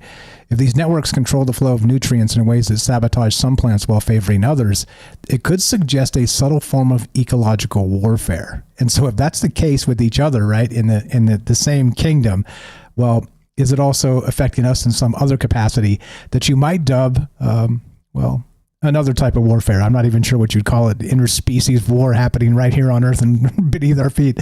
And back to the missing 411 stuff and people kind of getting lost. I wonder, right? I wonder the weird sort of, there's something magical about the forest, about the deep forest that's also scary. It's magical and scary at the same time. I don't know. It almost feels like it is trying to talk to us in some capacity. I mean, if you think about forests and nature, there's a lot of holes and depressions in the land and valleys and things like that. Imagine, someone walking through an area has no idea that there's this sort of a drop off, and they fall in and can't get out. I mean, it's a grim idea, but I'm sure it happens. And if there's any of these various plants and other mushroom-related, fungus-related beings there, I mean, it's like you said earlier, could just be, dinner. Dinner just walked in. Exactly. Or just fell in. Not to be grim, but I mean, we hear about that with, even the rocks in some cases when people will walk into a field of rocks and then they'll just vanish. So I don't even know. Seems like there's a lot of possibilities there that could even be stranger than maybe we thought before, because we've covered missing 411 before. A couple of times on your show and my show and everything. It's something you can always come back to, I think. Yeah, because there's a lot there. I feel like this, though, like regarding, sort of falling into a portal or something, or, kind of phasing out of reality or something. I feel like you're more likely to do that in the forest than you are in like a Tesla style lab or some modern, concoction of the government. You know what I mean? So like, watch your step out there, guys. I'm not saying it's real or this is anything other than sort of a thought experiment, but think about it. Are you more concerned sort of walking through a portal accidentally in nature or in the city somewhere? Think about that. Because to me, it's unequivocal in my mind. Again, in my mind's eye, I'm like, oh hell no, it's going to be the forest. You're going to take a wrong turn. You're going to walk into the fairy circle, and then boom, you're gone. You never to return. That's probably not going to happen. Well, that's the thing.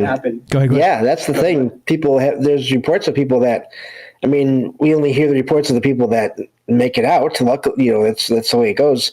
And I'm sorry, I know this is sort of dark topic here, but just think of it as a, just a thought experiment. People report having experiences where even on trails, they go into forests and all of a sudden they feel like everything looks kind of different and it looks older. And sometimes they'll even see, it's really funny. Jen, the Arcane Observer, and I were talking about this on Saturday.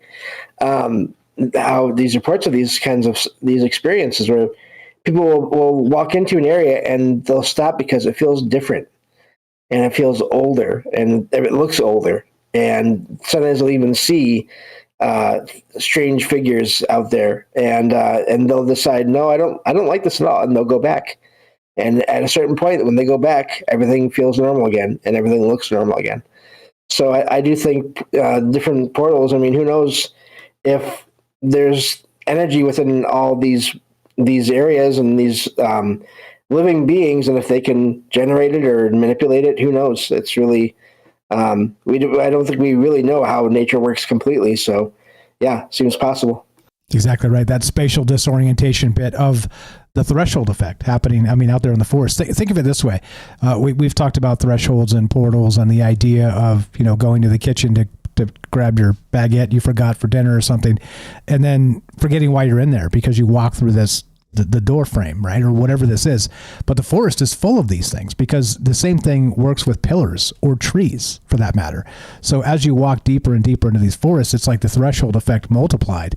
So that spatial disorientation becomes, again, in my mind, probably amplified. And maybe this is why a lot of that missing 411 stuff is what it is, because it's, we're sort of messing with our mind in a way that's primordial and we don't understand it. And then if you get turned around somewhere deep in the woods, you're screwed. You're as good as screwed.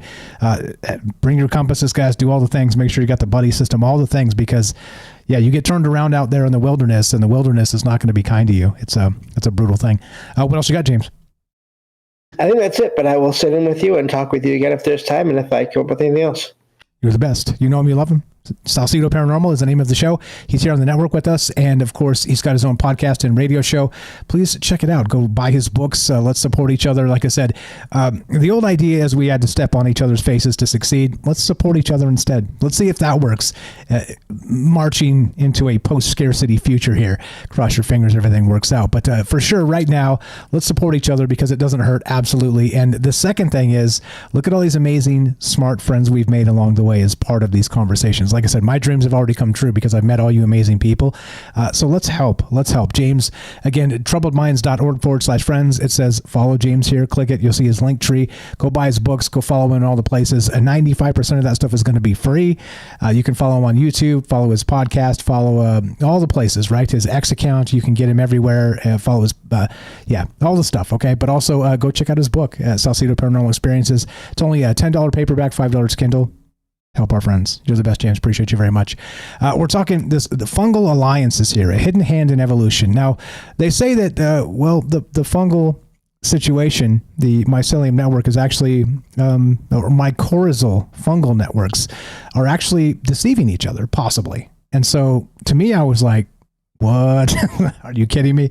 So I'm like, okay, we have to talk about this because this is incredibly wild. And it seems very human to ascribe this to a very non-human entity. And we have no idea what this thing is. We have no idea if it has conscious thoughts. We have no idea if it even knows we're here. And that's what Derek was saying too, sort of that Lovecraftian element to this, is that it may not know at all that we're here, at least, or not care. But, if you end up croaked in the forest, it's sure going to eat you up and grow some mushrooms on you, for sure, isn't it? It's creepy. Anyway, it's 702-957-1037. Click the Discord link at troubledminds.org. I was just going to go to Joey. You put your hand down right as we were going to. Sorry for the rambles there. Pop back in here, and we got about 8-9 minutes left. If you got something to add to us, just jump on in. Joey there on the Discord. You are up if you're ready. If you had to bounce, that's okay too. It's all good. There you go. Welcome to the joint. You're on Troubled Minds with Mike and James. How are you, sir? And go right ahead. Evening, fellas. How's everybody doing? Good, man. Chilling. How are you? Man, what are y'all talking about? Mushrooms? Yeah, mushrooms. Not the salad mushrooms, though. I guess maybe they count. But yeah. Yeah, look, they all count. Strange thing I saw one time. I think it was like a Joe Rogan podcast. I don't know, it was some kind of podcast short that I saw on YouTube, and he had mentioned to this guy that was some kind of mushroom expert about portobellos. He was like, "So tell me about those." And the dude was just like, "We're not talking about that." And he's like, "Seriously?" He's like, "Yeah, like that's off the table, basically. Like that they're the most common mushroom we have in our food throughout processed food in America, and restaurants. It's a really big thing." So it kind of got me wondering about is there something up with them portobellos that why it's so commonplace, and they put it can't just be the easiest mushroom to grow or most abundant. There's a million of these things. So I don't eat them anymore anyway. But I wonder. I was wondering too, what could be so bad about it? The only thing I could think is it's part of us. They're feeding us ourselves. We're cannibalistic or something. It's doing something like that. I don't know. That's just really weird speculation, but I don't really care either. I knew there was something up with it. I said, man, I ain't gonna eat them no more, because obviously it's for some kind of agenda. So they didn't taste that damn good to begin with anyway. There's all kinds of other mushrooms out there I mess with.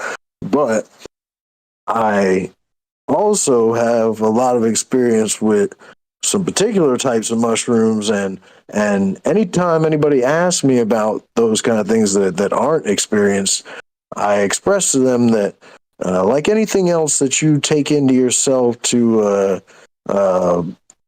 change your perspective, to intoxicate yourself, what have you, whatever your agenda is, whether it's for ritual or whether it's for recreation, I express that just like anything, you're inviting a certain type of spirit onto yourself and allowing it to project through you or dwell within you. So, it has a friend for a little bit of time, it has an outlet into the world, but it's a free choice you made. Sometimes people get themselves messed up because they go into things like that for recreation and they don't realize that it's really not recreation. It's medicine, or it's a ritualistic thing that has a purpose. And if somebody doesn't understand how to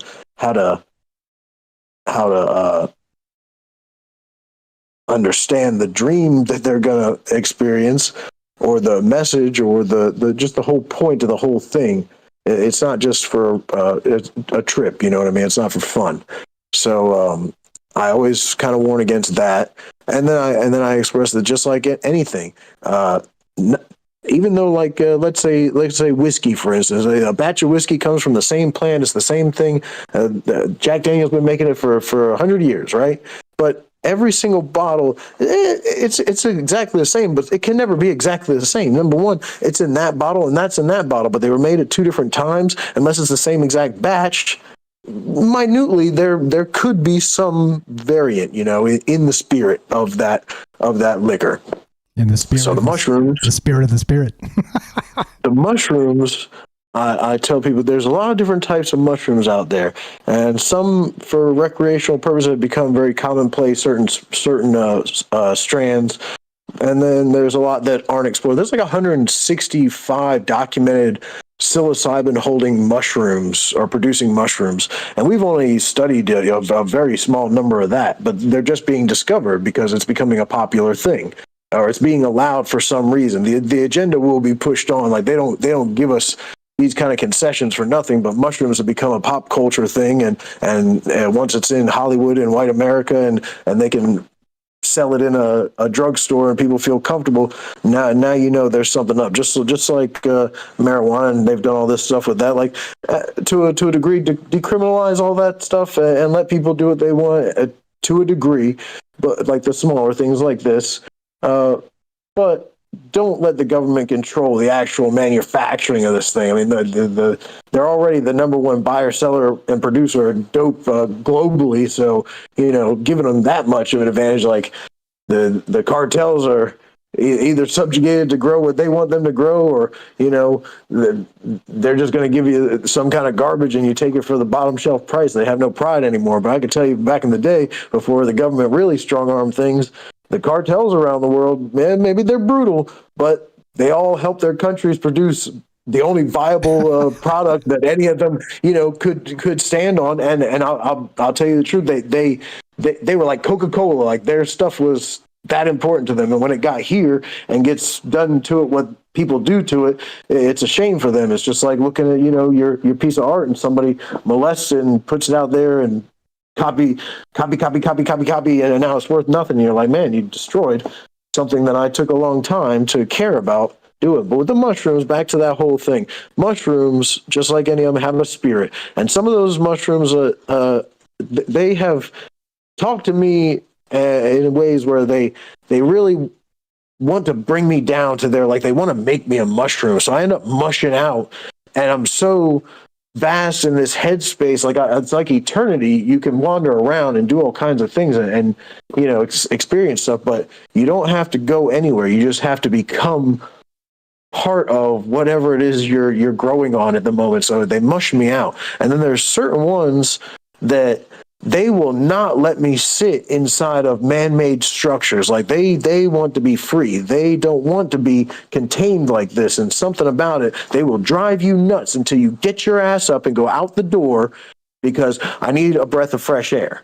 And then I have a wonderful time, you know? And I think some of them, it's just like anything else, it's a 50-50 bag. And they're not trying to take over or help or whatever, but some of them have a negative calling, and some have a positive calling. You know, I don't really think that the mushroom itself has any agenda other than, like anything else, to continue to go on and divide itself and be like people. But when we take it, I think like any of the other plants that have done something like it to us throughout our history, I think that it's kind of proof to me of some kind of creation, because when you have something so powerful and you hide it into something so small, so insignificant, so easy to go undetected, so unappealing in sight, like who the hell ate the first mushroom? You know, who the hell ate the first anything? Sometimes I think like this must have been a hungry person, because that looks like shit. Yeah, absolutely. And absolutely. You know, maybe it tastes good, but I'm just saying. You had a lot of other options before you got to that. And then you found out that there is so much power and knowledge stored within that. And if you go too hard at it, it's a poison. It will kill you. But if you take it in certain doses, you'll be able to really become a stronger you.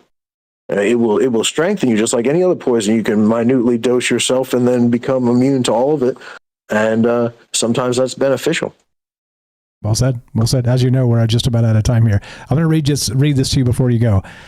From Terence McKenna. Psychedelics are illegal not because a loving government is concerned that you may jump out of a third-story window. Psychedelics are illegal because they dissolve opinion structures and culturally laid down models of behavior and information processing. They open you up to the possibility that everything you know is wrong. You're the best, brother. Appreciate you staying up late with us, and fire call as always. Have a great night. Please. Thanks a lot. That's Joey on the Discord. Come join the Discord if you have not. Come meet these amazing people. 702-957-1037. Click the Discord link at troubledminds.org. Love to hear what you think. Phone lines are empty. We got more from James if he's got it, and your calls as well. Don't go anywhere. More on the way.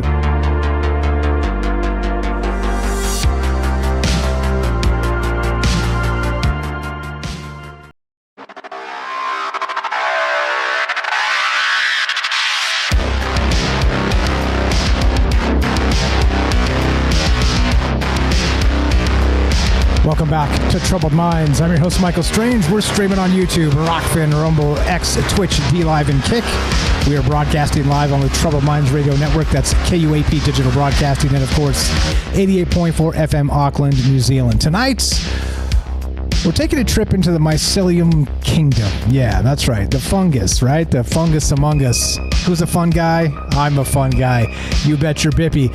I don't know. It's weird, right? When you look at this stuff and consider that this has been here for quite a bit longer than humans ever dreamed, the network beneath our feet seems to be benevolent, okay? As we've been told by science, they sort of move nutrients around and try and help the plant kingdom and all this other stuff, right?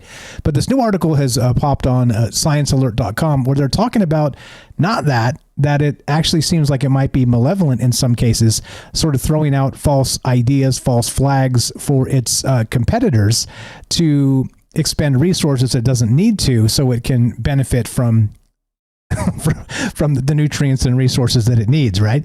And so I don't know, like I said, like I've always said about this stuff, it rubs me the wrong way because we can't really take an alien entity and understand it in human ways, okay? So deception is very much a human thing, all right? Is deception, does it play in the mycelium network as a fungus? I don't know. But I want to read this because this is wild. This is incredibly nuts. And I'm just going through these Terence McKenna quotes. And like I said, he blows my mind every time I read anything about the man. And Matthew in Colorado wanted me to mention on the air as well. He was talking about the trilogues with Terence McKenna and friends. Those are available on YouTube freely. Go search it. You'll find them. But check this out. This is a quote from Terence McKenna as part of this, as part of the larger conversation that I found. Everything I read by this man is incredible. Listen to what he said. Animals are something invented by plants to move seeds around, an extremely yang solution to a peculiar problem which they faced. That's an interesting thought, huh? Maybe the evolutionary aspect of humans as the alpha isn't as it's described. We're sort of pawns for something else. And would that explain sort of the aspect of what it means to be human in the sense of you sense something that's not quite right about the realm we live in? You get it? I don't know. It's a wild one. A lot of other stuff here. Love to hear your thoughts if you guys want to be part of the conversation tonight. 702-957-1037. Click the Discord link at troubledminds.org. Get in here. Phone lines are empty. James, you got anything on that or anything else? I got tons of stuff to get to, of course. That's amazing. I'm sort of with you. I need to get find those videos and that Matthew in Colorado was talking about because that does sound like a perfect thing to just put on and listen to for a while on resting my eyes or whatever. But yeah, I mean, I think another part of humans is the idea of hubris, of feeling that we are bigger or better than other species. And it would be ironic, but it also wouldn't surprise me in a way if we had been designed along with other animals to just move things around, move seeds around, move nutrients around. maybe on a larger scale, maybe as far as arranging things in nature to make things work better. I don't know, but that wouldn't surprise me in a way. Yeah, like we're sort of the subservient seed movers of the mycelial network. So it's so crazy to think about all of this. Yeah, I don't know. No answers, more questions for me, just thinking about these ideas. Like I said, in human ways, I think clearly we have to frame them that way, or otherwise they don't make a ton of sense when you're trying to communicate them to other humans. But I don't know. Terence McKenna has a way of sort of stepping outside of those boundaries and kind of considering, well, what weird thing comes next? And there's a ton of weird things that are probably about to come next. Do you think, James, we'll be able to, in the coming opposite of apocalypse, the coming quickening, you think we'll be able to actually tune into this mycelial network somehow and communicate with it? You think that's a possibility in the near future? Well, I mean, I maybe this actually reminds me of a show we did quite a while ago now, I think, about sort of mapping the experience of someone who takes in any kind of natural substances that are supposed to expand their mind, and them being monitored and sort of making a map of these other realms. I don't remember the title of the show now, but using electronics or computers or devices to sort of try to help map out what it looks like when people are in sort of another state of consciousness and what the world looks like through them, through technology. I wonder if maybe that would be part of it. I hope not. I hope we're able to find some kind of connection that's more natural. But also, I mean, I'm sure that technology will be put to use, whether it should be or not. So yeah, I have no idea, but I think, it makes me think of how many stories we've heard about and read about over time where in fiction, where people go too far as a species and nature reacts to us. And it doesn't go well for people, at least not for everyone. But I would hope that it would sort of be smart enough or be, I don't know, aware enough to know that not everyone wants to harm nature, because I think that's a problem with fiction as well, is the idea of it all being on such a large scale where it's one species punishing another species entirely. Yeah, well, which isn't direct and intentional, but surely it's happening, and that becomes the wide world of this wide-ranging conversation. Is that if we're talking about adversarial networks in the sense of plants or fungus and being able to deceive each other for competitive advantage, then of course it scales out to we live in their realm. Like, this is their world, not ours. They were here long before us. So I don't know. It's complicated. Talking fungal alliances tonight. Yeah. I don't know, man. Terence McKenna is an incredible dude, and he's locked into this stuff. Like I said, do you believe that, let's say, and I'm with you, more of a natural sense of this, like through some sort of communion, meditation, business, communing with nature through meditation is what I meant to say, not communion itself. But that idea seems to be... It's an entirely other experience. Exactly. Yeah. Yeah, don't mind me on that.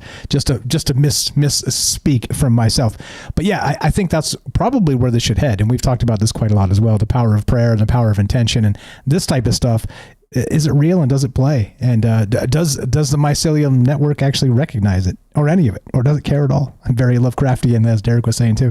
Fire stuff, James. Anything else you got there?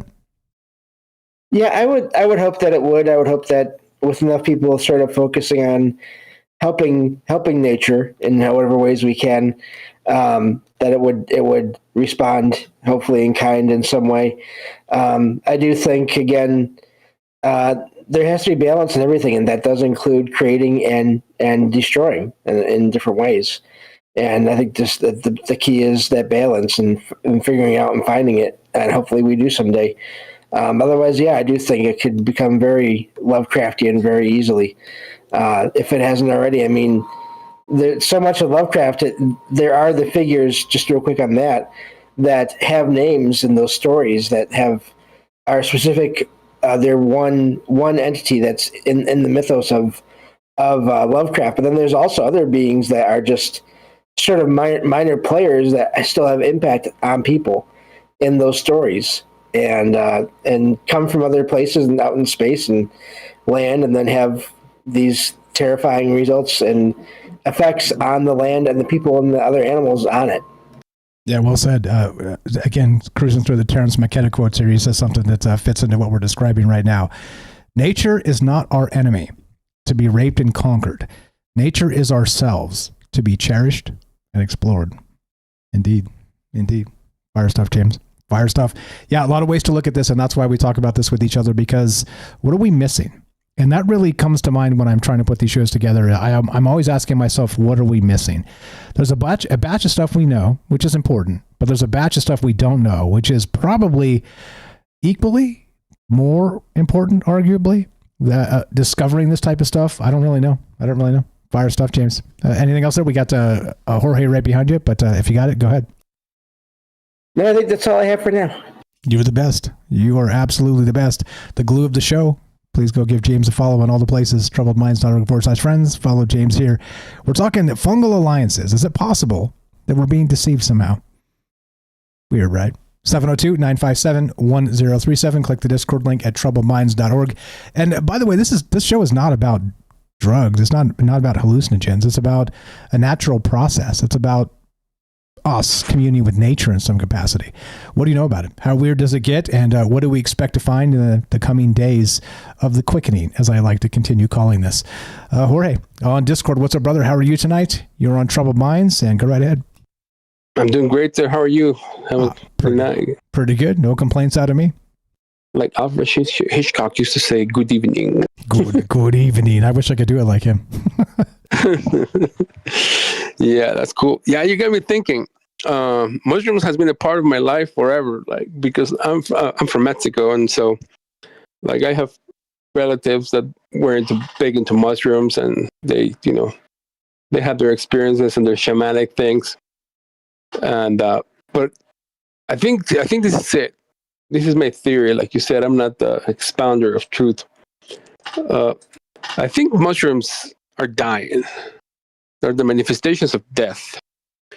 Because like Amasita muscaria, for example, it grows on cow poop. And what does poop do? It's dying. And so a lot of the, shall we say, kind of like revelation stories.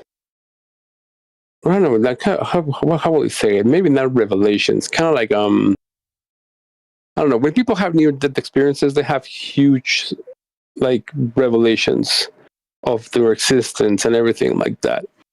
And so I don't know, like, how many people have actually done, have had experience with that mushroom.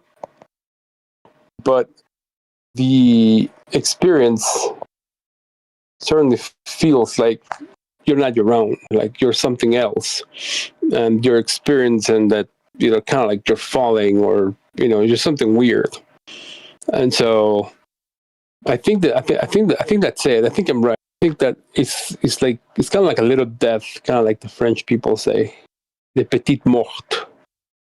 You know what I'm saying? Yeah. You know what too, part of that, that goes back quite a bit is that stoned ape theory, is that this is what brought consciousness in, chasing the herds for food, and then these mushrooms growing on the dung of the animals, and then people eating them because they were starving, and then suddenly it sort of brought about consciousness in humans from our primordial past. That's part of the discussion here. And so, is it real? I don't know, but recognize, I think you're onto something here, that it does represent in some capacity the cycle of life and death. And dung in and of itself is excrement, it's waste, it's right, it's natural. But it is not where you want to be, but these things tend to grow from it. You know, an interesting tidbit as part of this, a little bit of an aside, but it kind of makes some sense too, is we were talking about those old cults in the old days. And what's the mathematician guy? What's his name? It's Pythagoras, right? I think this is the guy. He had a cult. No, it's not him. It'll come to me in a second. But he had this cult. The name will come to me in a second. Pythagoras had a cult. Yeah. Was it him? I'm not sure. Yeah, Pythagoras had a cult. Yeah. Okay. And so I was reading something recently, and I get all of it mixed up in my head because it just came to me right now. But they thought that beans were from Hades or something, right? So they part of their dietary structure was they didn't eat beans because, well, you know what happens when you eat beans, right? It kind of causes a negative adverse reaction in humans, and so it was part of the mysteries of, well, their cult is to not eat beans because they believe them to come from Hades or something. I mean, I was like, what in the hell? but it is, as you're describing, sort of the doorway to that life and death cycle, like kind of bringing it out of us. It's weird. It's a weird thing to consider, all of this, but yeah. Fire stuff. What else you got? Yeah, it's like, have you ever heard of Maria Sabina? No, say that again. You never heard of Maria Sabina? No, it doesn't ring a bell. Maria Sabina was like the master mushroom lady, like big time. In fact, I don't know if she ever knew Terence McKenna, but in fact, on that Joe Rogan episode that you guys were talking about, where Herbert, that's the guy that wrote Dune, right? Herbert. Like there is like a UFO guy that that Joe Rogan is interviewing, and I guess this UFO guy knew Herbert, and he was saying, he's like, wait a minute, I think I got it. He's like, so the spice is the spore of the psilocybin mushroom, and the Bene Gesserit ladies are Maria Sabina and her friends. And then Herbert is like, I cannot believe you're the first one that actually made the connection. I was like, oh shit, I guess Herbert knew Maria Sabina. Maria Sabina was a little Indian woman, I guess not Indian, I guess like native woman from her native state was Oaxaca. And she had like all these different kinds of like 5-star visitors. Like the Beatles went up there. Well, not all of them, but like some of the Beatles went up there. The Rolling Stones, all the writers, like, and it became people became aware of her because of I guess these article from the New Yorker, and that article made her like pretty famous. And a lot of these rock stars and writers and philosophers went up there to see her and tried to document her. They even wrote an opera about her work. And she, one time, like, her story goes that, because they asked her, there was the Mexican guy was the one that wrote the best biography on her. He, I think his last name was Estrada. He was asking her, like, so how did you first consume mushrooms? And then she said, I was with my sister, and we were just little girls, and I was really hungry, and then I was looking at the tree, and there were some mushrooms growing beneath the tree, and I heard the mushrooms talking to me, and the mushroom said, eat me. And so I was kind of hungry, so I picked up the mushrooms, and I started chewing on them, and then I found myself, hearing voices, and, hearing, she was, it's kind of interesting the way she displays her relationship with the mushroom, because she was a very Catholic person. At that time in Mexico, you had to be Catholic, otherwise you will face a lot of persecution. But she also had very pagan ways, like Native American. Like I think she was a Mazateca Indian. So she definitely, when she did her chants, she was not talking about Jesus or the Virgin Mary. She was like chanting, it's like, I am the woman rain, I am the woman that dies, I am the woman who walks in the morning, I am the woman. And so she had to chant, and she had like a little rattle with which she did her mass. And so she called her mushrooms like her little children. It's awesome. It's awesome. It's like that woman is like such a rock star, and it's such a shame that she lived such a miserable life. Yeah, I've taken a note, and I will definitely look into that, because I'm not familiar with her at all. But it seems like, I don't know, the mushroom bit is, it's hard for me, because I don't like mushrooms. The texture's weird. I kind of don't do drugs, so me, I'm just like, I kind of feel like they don't want us messing with them, right? But beyond that, there's a lot of people that, again, Terence McKenna, the heroic doses and all the stuff we talked about previously, shout out Matt in Colorado. But it seems like it does. I don't know. I don't want to talk about something I don't really know anything about personally, but I don't know. It's weird, right? It's weird when you get a thinker, you get a dreamer that can kind of be amplified in certain ways. And I 100% I don't encourage people to kind of try stuff, because it's a weird time in the world where things can be laced with some things, and just be very, very, very careful. Don't do drugs, kids. That's my disclaimer, of course. But what do you got? What do you got, Jorge? Sorry. Yeah, there was a guy up here in Utah that I guess he bought some psilocybin mushrooms from the street and he died. And that mushroom will probably not kill you. It will make you really sick, but it will not kill you. But it was probably laced with something, or it was probably contaminated with something else. So it kind of sucks that guy, had to die from consuming mushrooms. But yeah, mushrooms, they're interesting little things for sure. Exactly. Yeah. Lots of wild stuff here. Do you think that it is, as we're describing, that the mycelium network is actually going to be able to deceive itself within itself, and then maybe deceive us? Is it more Lovecraftian than we think, sort of something deep and dark, and kind of wants us to die so it can grow on us, on our carcass or whatever? Yeah. I mean, that is nature. Yeah, you're absolutely correct. It's like, nature is by nature, nature is by nature predatory. It's just, I think also like pineapple, for example, it tries to eat you when you eat it. It's just by nature predatory. It just likes to consume things, and that is the purpose of mushrooms. It just likes to eat other things and consume them. And with the brain is very, very much also very similar. Where you can feel starting to like move and shake things and tell you things and try to take over things. So yeah, I can totally see that. Yeah. Nature. Nature's scary. It's beautiful, but it's scary. I mean, we're part of it, of course. And so I think you can make the same connection to mankind, right? Humans are, beautiful and wonderful, and all these great things we've done. We've done some horrific things too. It's weird. It's a weird dichotomy of just not just being human, but living in a system that's kind of like this. And I guess it's probably the natural order of the cosmos. I would imagine, an alien planet is probably very similar, maybe even more brutal than we could ever dream. So who knows? Who really knows what this looks like? Fire stuff. What else you got? Go ahead.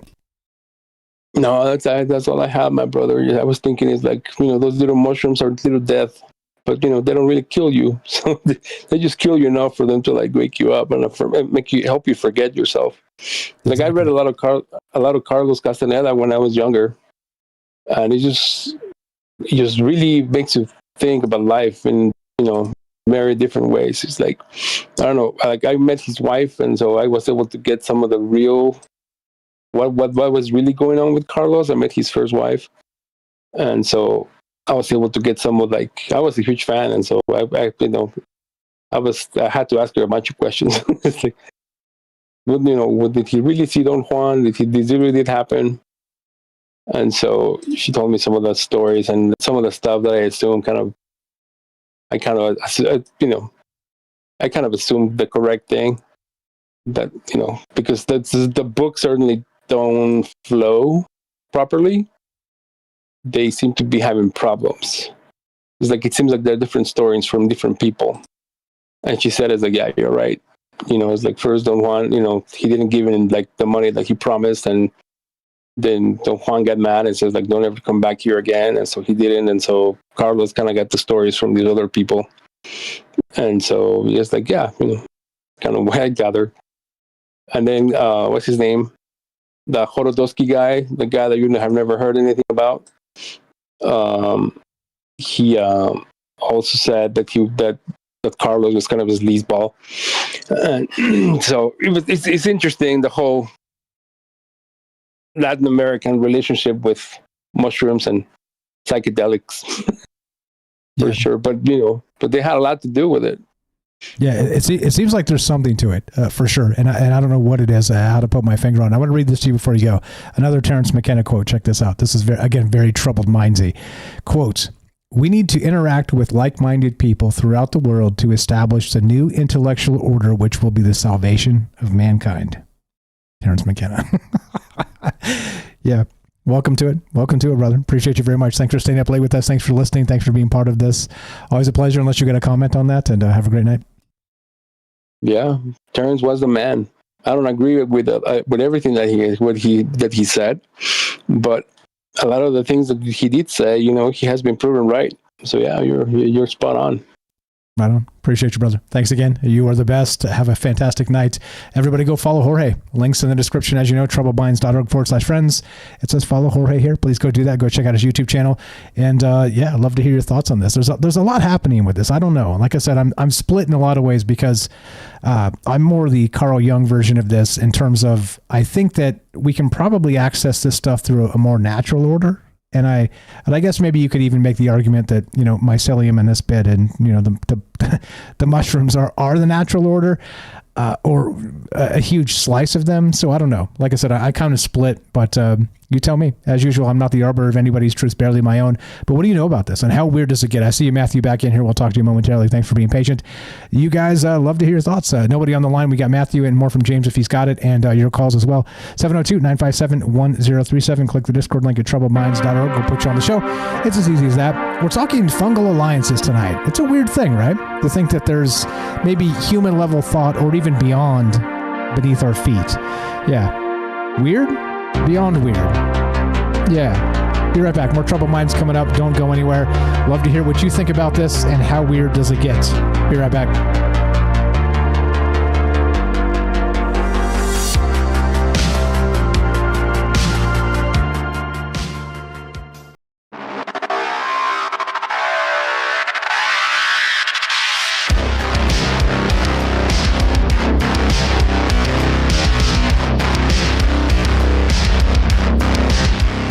Welcome back to Troubled Minds. I'm your host, Michael Strange. We're streaming on YouTube, Rockfin, Rumble, X, Twitch, D-Live, and Kick. We are broadcasting live on the Troubled Minds Radio Network. That's KUAP Digital Broadcasting. And, of course, 88.4 FM Auckland, New Zealand. Tonight, we're talking fungal alliances. It's a weird term, right? A hidden hand in evolution. But it traces back to this article that just hit from Science Alert. The mysterious network of plants may be nastier than we thought. And it goes through to discuss the fact that, well, it may not be this benevolent mess of communication. It might be manipulating itself in particular ways by sending false signals to gain an evolutionary advantage versus its competition, which seems strange, right? It seems very human. It seems very deceptive, all the rest of that stuff. But it also seems almost, I don't know, like I said, it makes my tinfoil tingle just talking about it because we're trying to once again ascribe a human sentiment to an alien entity. And I mean, it's not truly alien. It's of this earth. It's terrestrial for sure, but it's also something we barely understand. So how deep does this get and how weird is it? And I'd love to hear your thoughts on this. 702-957-1037. Click the Discord link at troubledminds.org. Shout out to Hiker Emoji over there on Rumble for posting this and also to Jorge for bringing this up. But apparently there's a whole article. Maria Sabina, the Mazatec poet and mushroom healer. Who is Maria Sabina? So I'll drop that in the chat. It will be part of the description down below if you want to check that out. Anything, James, we'll go to Matthew. And then if we got calls, we'll go to them. So did I hear that Michael Strange is not a huge fan of mushrooms? Yeah. I mean, like just regular food mushrooms? Like, because I don't know if we can be friends. I mean, that's a no, I'm just kidding. Because I do love mushrooms. But yeah, just great calls from everyone all night, and looking forward to the rest. Yeah, it's just a texture. It feels like I'm chewing on something I shouldn't be chewing on. You know what I mean? I'm just like, what is this? I love mushrooms on pizza and then like pasta. Like that's yeah. But anyway, all good. That's neither here nor there, I guess. All good. I'm just saying. It kind of feels weird to me. Anyway, what do I know? I'm just me, and as I say, I'm just me. I can tell you what I know. There you go. Matthew in Colorado. What's up, brother? You're on Troubled Minds. You pop back in here. I'm sure you have some stuff to say since this is right down your alley. What you got, my man? Welcome back. Yeah, well, as often happens, the minute you get done with your call or in the next 10 minutes, you think of like 5 things that I meant to say that, or I forgot that, or I didn't have time for that. And then you hear other callers and it stimulates other thoughts. So rapid fire potpourri. One, and I thought of this prior and didn't get it in. And you read a quote about Terence McKenna about the need for ideas. And he was greatly concerned and of the opinion that our society and humanity was in deep trouble, deep doo-doo, and also equally so with the environment. And he was way ahead of his time. I've been talking about that before it was really on very many people's minds. And so his whole approach was oriented around that concern for society to be pulled out from going down the tubes and going down the toilet. Now, you brought up just before the break about doing things the natural way, and I agree, and Terence would totally agree, and he discussed that. But here's what Terence said about that. He said, yeah, and we can achieve similar things and naturally and get to states of communion and stuff to a degree like we can do with DMT or everything, mushrooms, using things like transcendental meditation. And after 25 years of deep study and practice of that, people can get there. He said, the problem is we don't have 25 years. And he was convinced and clearly said, I think that hallucinogens are our only and best hope to get the ideas and the progression of consciousness and awareness and awakening of society in time to bring about a significant enough change to keep it all from going down the tubes. But he also said, I'm not saying everybody needs to do them or that even most people should do them. I'm saying we need a team. He's the guy who coined the term psychonauts. And he said, we need a team, a large team of dedicated psychonauts. And that's where it was probably in the same conversation your quote came, that he said to go get the ideas. We need the psychonauts to go make the journeys and bring back the ideas and bring back the knowledge to basically save ourselves, save society, and save humanity. And he's like, the thing is, you with no spiritual training and never meditate in your life, you can smoke one hit of DMT and in 10 seconds, you're on a different dimension talking to machine elves and other beings. And so it works powerfully and fast and predictably and reliably for anyone with no training. And he said that is the power and benefit of hallucinogens.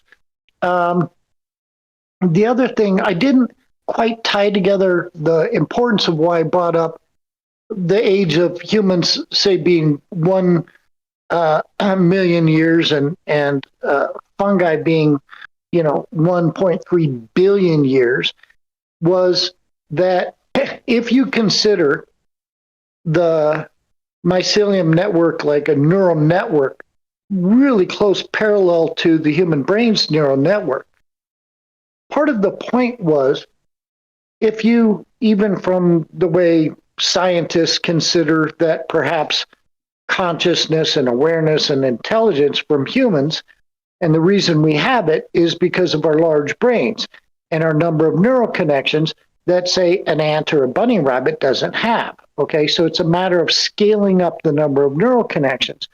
Well, in chat, I made the point, they say in a 10-foot by 10-foot area in the woods that has mycelium, in that 100 square feet, that is, in that amount of dirt, there's more neurons than in your brain, which means it is totally easy for the fungi and the mushrooms to have the neural network and computing power capacity to be as intelligent or aware or conscious as humans, if not more so.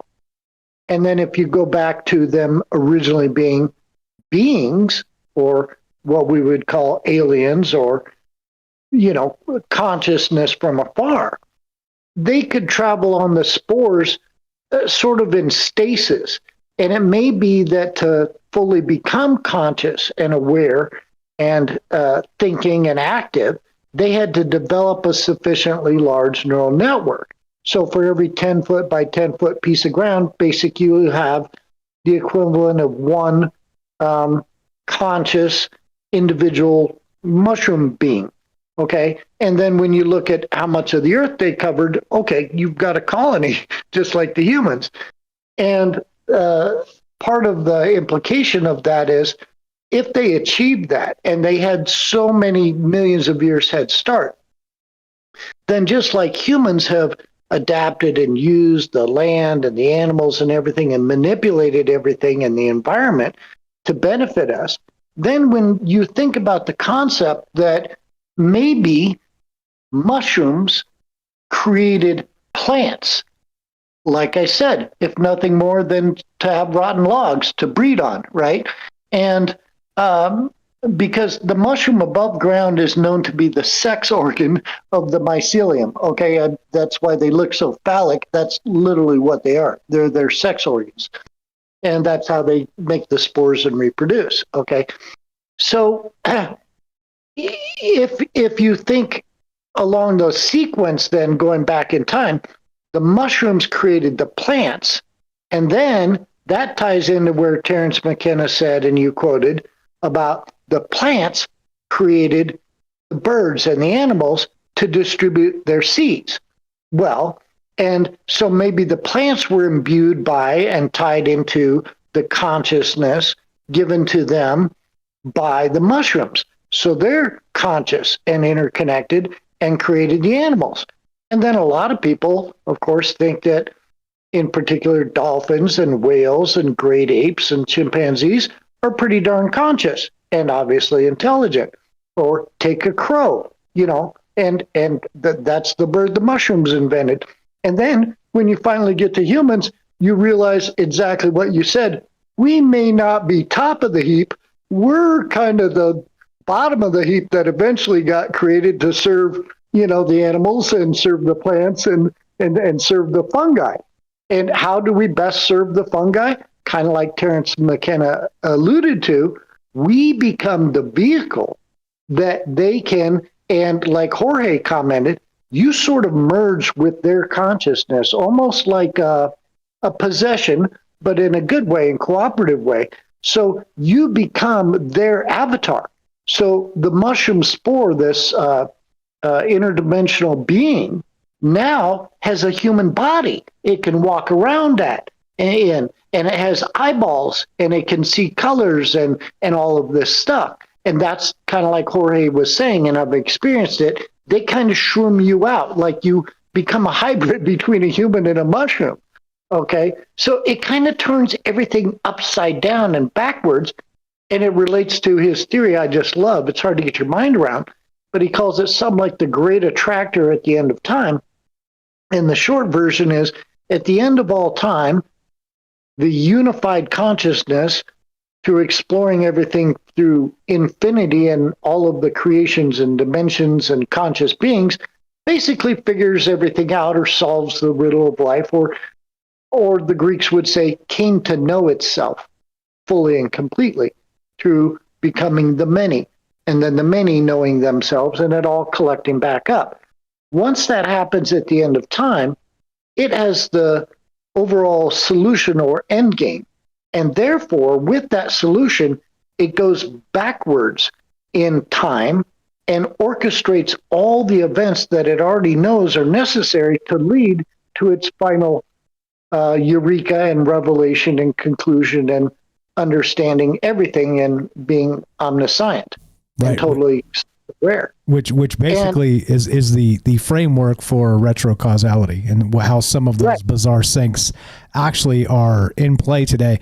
Which, by the way, I'm going to do a show with Jay of Project Unity on Saturday at 12 p.m. Pacific time. And because he's UK time, it'll be 8 p.m. his time. And we're going to talk about retrocausality and some of the weird things that are happening as part of that. But I'm glad you brought that up. Can you link that to me?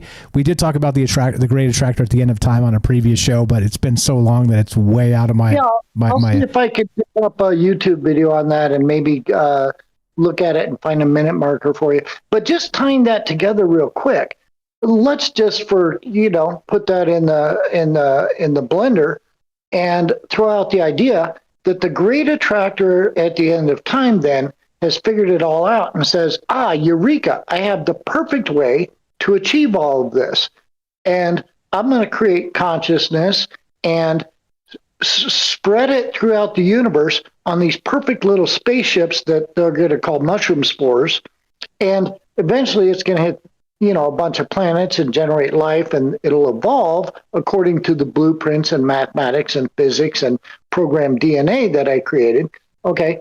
And so on Earth, that looks like why we get the mushroom spores first with the DNA containing the consciousness and awareness, then creating the plants, then creating the animals, then creating the humans, and then the humans' consciousness and where we go from here becomes what comes next, that eventually ends up in the grand attractor unified creator dude figuring everything out. So the retrocausality is now you understand the links in the chain in a way that it all makes sense only by looking at the completed puzzle and then realizing all the pieces required to assemble the puzzle, right?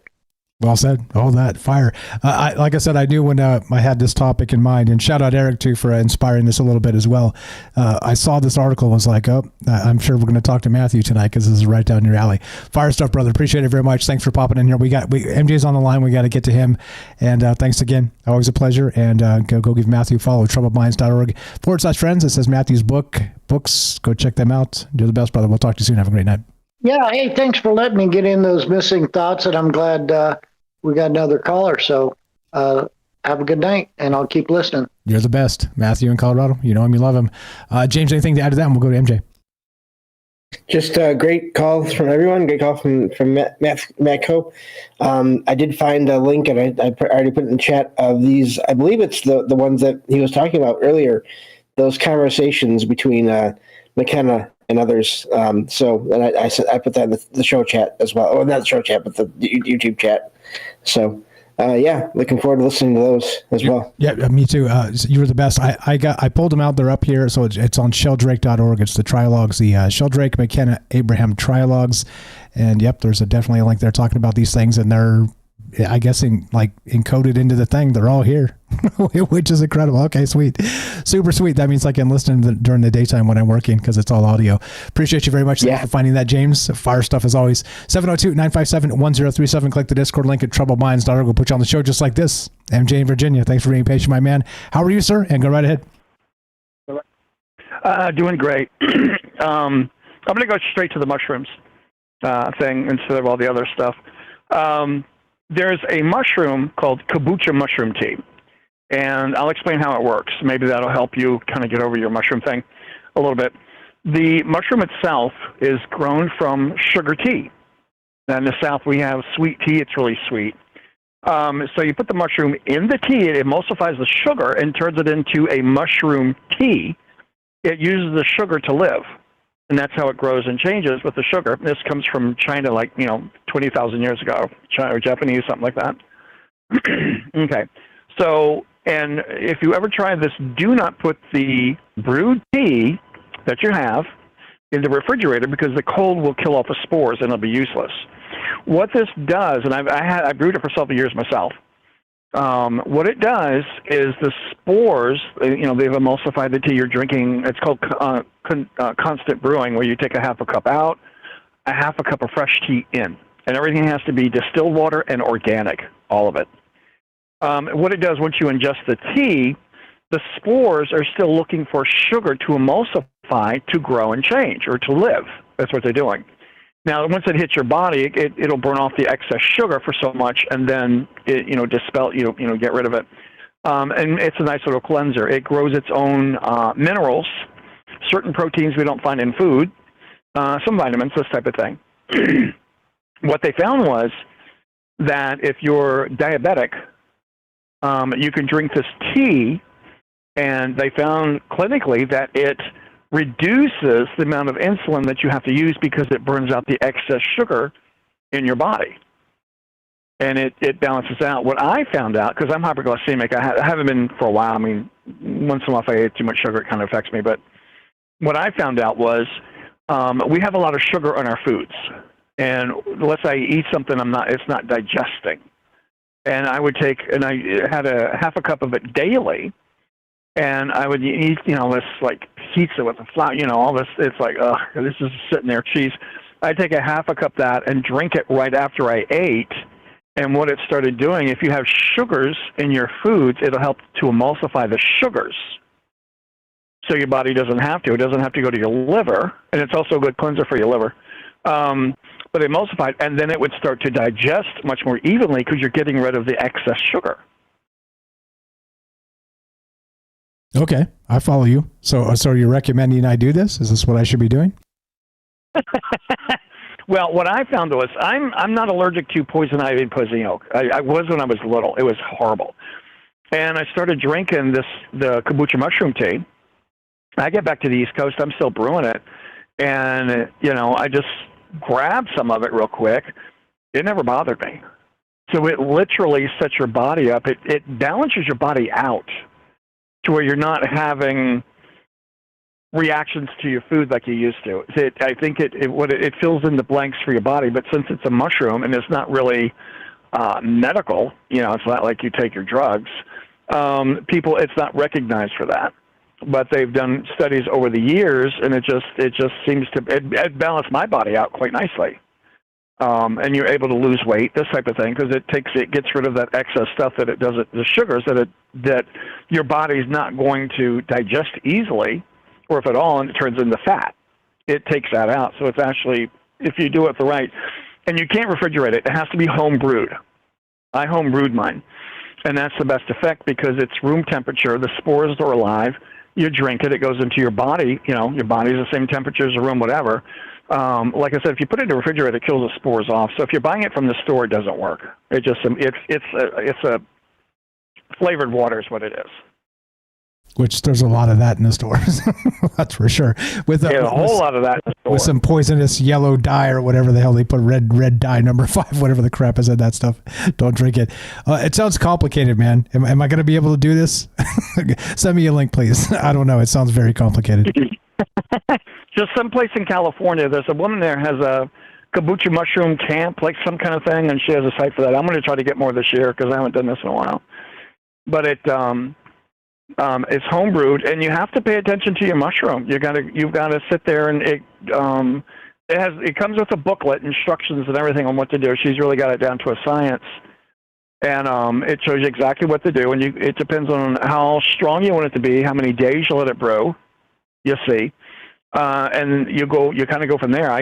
Sometimes I use it really strong, and that's when it's more of a cleanser kind of thing. It really starts burning some stuff out. To everything, but it's not anything weird. The one thing that will get it was fruit flies. So if you bring in fresh fruits from your grocery store and then suddenly you got these little bugs flying around in your house, if it gets anywhere near the tea, it'll start laying eggs in the tea, and it's totally ruined. That's the only thing I found that I had to protect it from was that. But okay, so let me ask a question. So you're describing that there is sort of a way of communing with this mycelium network in a more natural way, not communing, let's say, directly like channeling or something like that, but sort of the natural process of our body having a reciprocal effect of the good stuff. Is that what you're saying here? Yeah, absolutely. It goes in. See, when the Chinese have all these mushrooms and they're studying fungus, this is what they're doing. Some of it's for medicine, and it'll literally go in and kill your cancer because they're using these mushrooms and have a way that the mushroom needs to live off of cancer. So we take this for several days or a couple of months or whatnot, and suddenly you have any cancer, instead of chemo, their spores are going in and eating out the cancerous material or whatever is in your body that's bothering you. And that's why they have some of these forms of tea that they have are $10,000 for a treatment. And it actually works. It cleanses your body out and gets rid of the toxins. Last Thursday, I went through massive food poisoning from some bad fish sticks I got at one of the food banks. And I thought, fish sticks, good them up. I'm eating. I was like, no, they don't have much flavor. So I put a little hot sauce, a little mayonnaise, and kind of, not too hot. And the first day, my stomach was a little upset. And the second day, it was, whoa. It was beyond food poisoning. I don't know what the hell was going on. But once I got through it all, my body is now digesting the food better after the food poisoning.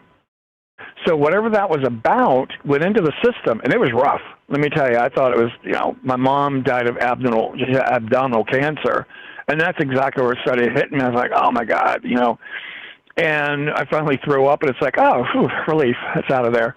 And I just had this acidy-looking stuff that came out of my stomach.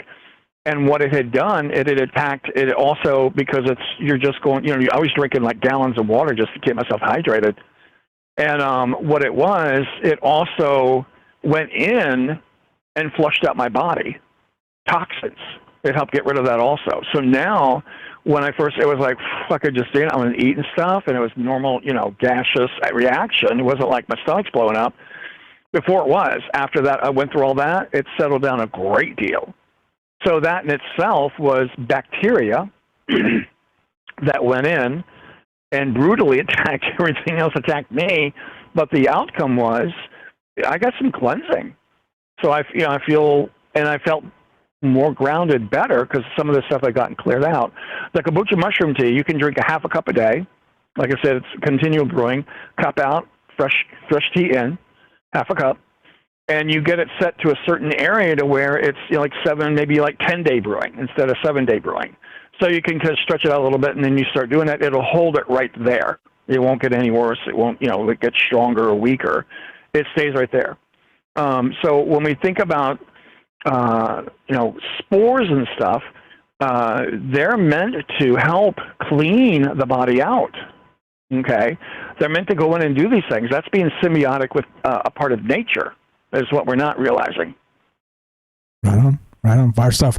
I think that's coming too, sort of that more natural medicine that we've sort of eschewed for, big pharma and this type of stuff in the modern age. And this is why I always bring up the old ways, because it's important to not forget them. There's a lot of those old folk remedies that still hold water that we should consider as part of this stuff, and we don't have to be buying whatever Pfizer made or whatever.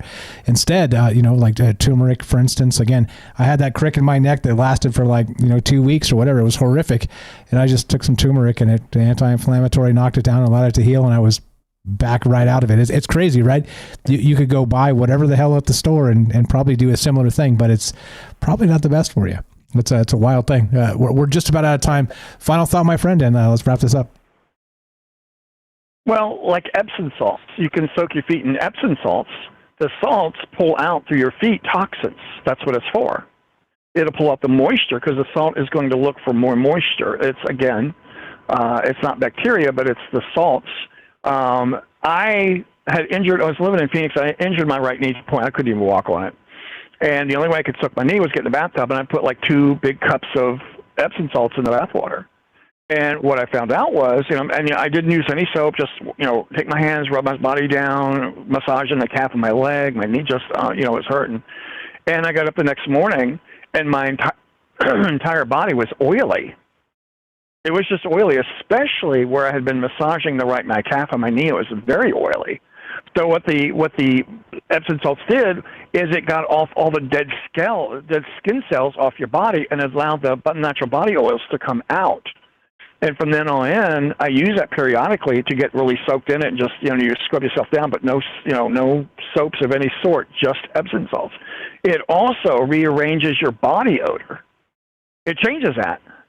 So I tested this out. I'm retired, so I have things to do. I don't have anything to do.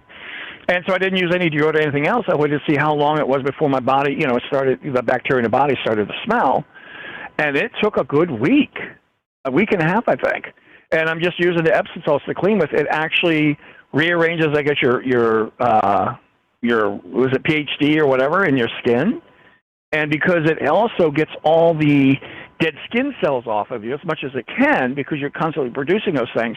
If you use deodorant and your regular little deodorant soaps and whatnot, basically it turns your skin cells into oatmeal, and it stays on your system. If you'll notice when you take a shower, you're going to soap up once, get all cleaned off, go soap up again. And then the second soaping, you're taking 2 showers at once. That second soaping, you take your finger or your thumb and just run it along, you just push on the skin, and it starts to feel like it's squeaky or it catches. That means you've gotten a lot of the dead skin cells off. All right. Perfect. Our stuff. Like I said, I'm not sure I'm going to be able to implement this. Send me a link, please, and I'll take a look. You're the best, brother. Appreciate you staying up late with us and sharing your wisdom and knowledge. It's good stuff. I'm not kidding. It's just I'm so busy that there's no chance I'm going to do this stuff. but I appreciate you very much. There's other people out there that might, and so thank you for sharing that, and thanks for being you. Always a pleasure, my man.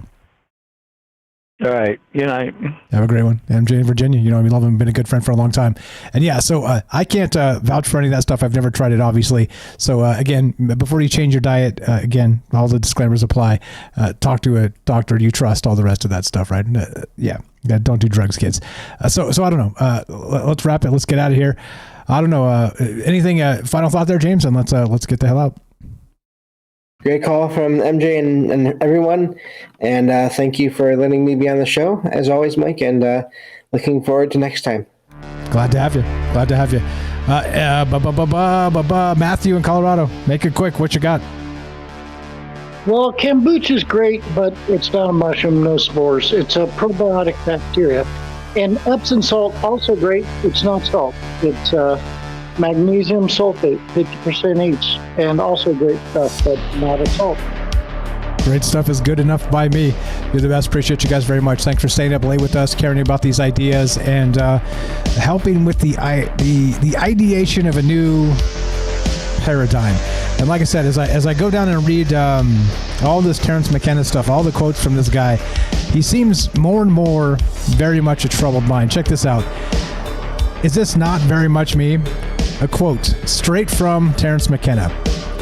My technique is don't believe anything. If you believe in something, you are automatically precluded from believing its opposite. That sounds very familiar. Sounds very familiar. Yeah, I don't know. That's really been as I've described these conversations, right? Look, am I a scientist? No, absolutely not. Am I a philosopher? Kind of. Am I a folklorist? Maybe. Am I just me? You bet your bippy I am. And that right there entails my philosophy when I talk about these ideas. So, okay, let's entertain the thought, the idea. Again, it's been attributed to, what was it? Aristotle. It is a mark of an educated mind to consider a thought without accepting it. I know it's been bastardized and it's different. Also, I want to point this out to you real quick. So it was Pythagoras and his cult, and he had a notable aversion to beans, especially fava beans. So I was reading this several days ago, and I thought it was wild. One perspective suggests that Pythagoras believed beans contain the souls of the dead, leading him to prohibit their consumption among his followers in the cult of Pythagoras, the Pythagorean cult. Does that sound weird to you? I thought it was wild. That's why it kind of came to my mind when we were talking about this stuff. Anyway, just wanted to clarify that from earlier. I was like, what in the world? Are you kidding me? Okay. Anyway, wild stuff. You guys, you let me know what you think. If you want to be part of the conversation, you'll have to wait till Tuesday. But if you want to help Troubled Minds, you can help us right now. Help all our friends. TroubledMinds.org/friends. If you should be on that list, you should be on that list. It's an in club, not an out club. Just let me know you have an actual specific social media or something you want to share, and I will add you to the list. TroubledMinds.org/friends. Please help our friends. There's a lot of very, very smart, talented people there creating amazing content. So please, please, please, let's help each other. If you want to help us directly, spread the word. Let people know a conversation is happening where we're not going to tell you who to vote for. This is not a binary political discussion. We just don't do that because it's really stupid. And sorry, that's just the way I see it. And I think there's more important things in life than dealing with concocted, fabricated ideas. Let's come up with our own. As we finish, it goes exactly like this. Be sure, be strong, be true. Thank you for listening. From our troubled minds to yours, have a great night.